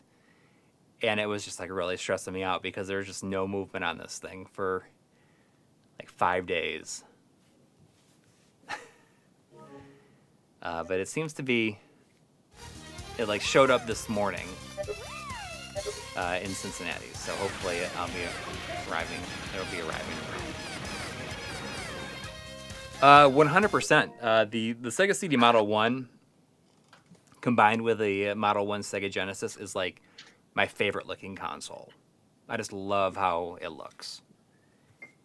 And, you know, I mean, it's definitely about the aesthetic than functionality. But, I mean, they both take up a lot of space. I mean, the Sega Genesis one with the Sega CD one, like, takes a lot of, especially if you have a 32X on there, takes a lot of, like, vertical space. I mean, when I do my setup tour, you'll see that they have a section of shelves that are further apart because of the Sega CD Genesis and 32X, because if I wanted to use like a Virtua Racing cartridge or like for some reason like a Game Genie, I need this extra space on top of it. But with a Sega CD or Sega CD Model 2, it just like has a really big footprint, then. And I think I'd rather have to deal with it vertically than wide.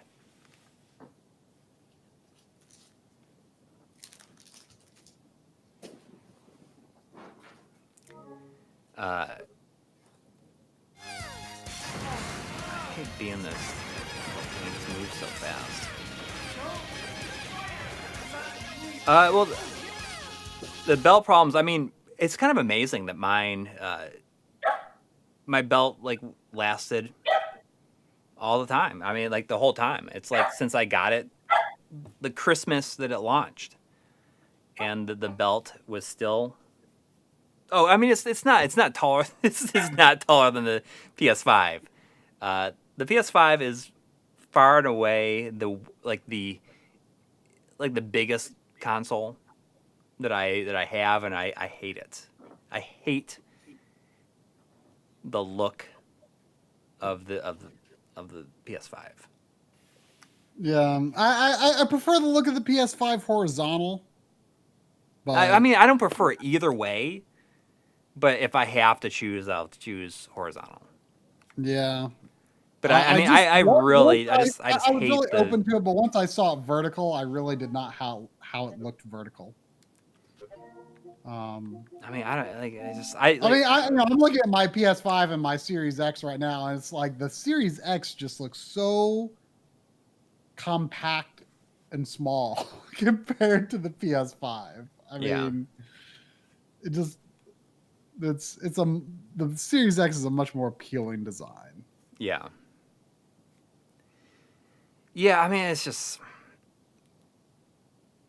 I was gonna have it like kind of centered in my setup, but once I got it, I'm like, I'm gonna put that like way back in the corner, so that it's kind of out of sight. Sega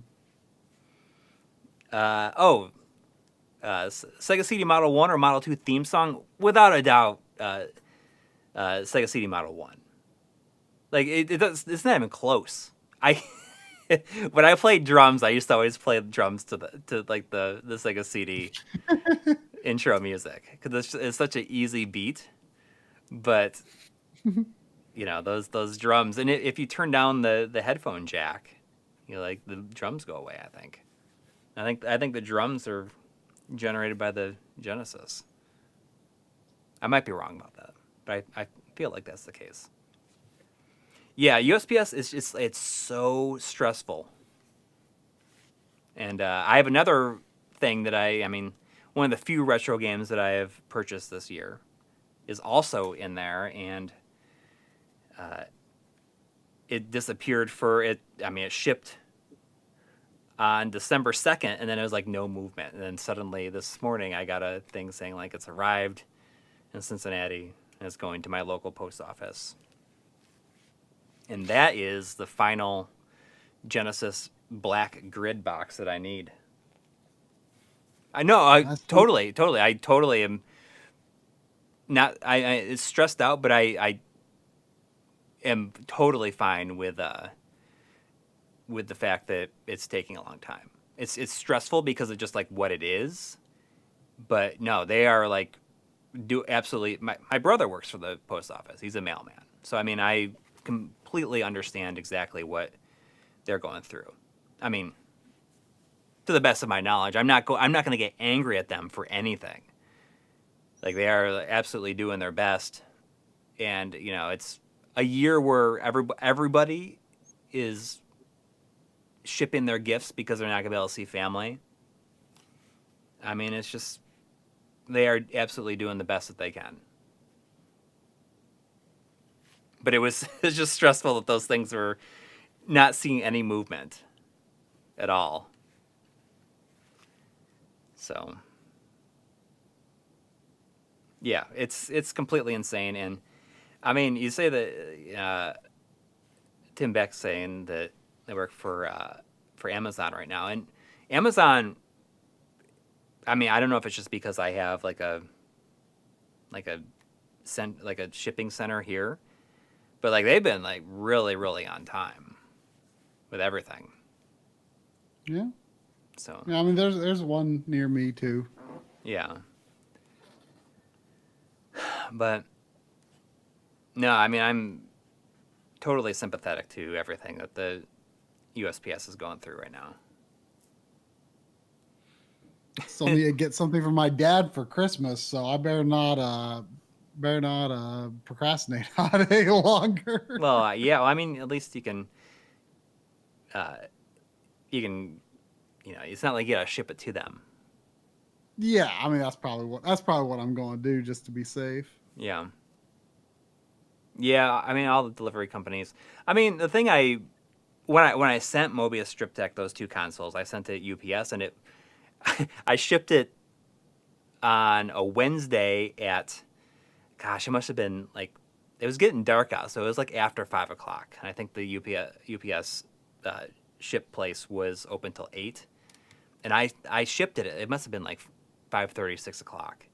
And it got there the next day. So I was surprised about that. And that was 2 weeks ago. So either way, those should hopefully arrive tomorrow. And then I can just put that to rest. Anyways, anything else? Yeah. Sorry I finished the game so quickly, but I'm sorry I'm not sorry. Well, But anyways, look for the NT Mini video this week unless some sort of disaster befalls us.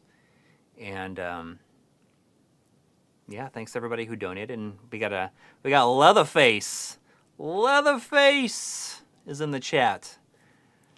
I was recently given a download of like a old film transfer of Texas Chainsaw Massacre, and it is like worn. It's like a 16. I don't know what it was, but it was like it makes an already scary, creepy looking movie like a million times creepier. Anyways, yes, we talked about Ghosts and Goblins a little bit earlier. I'm pretty excited about it. I think Corey should do a I think it video looks on good. Maybe I will do a video, and at the very least, I will stream it. Yeah. All righty. Anyways, thanks everybody who hung out and everyone who donated, and we'll see you soon. Good night, everybody. Look for that noir video.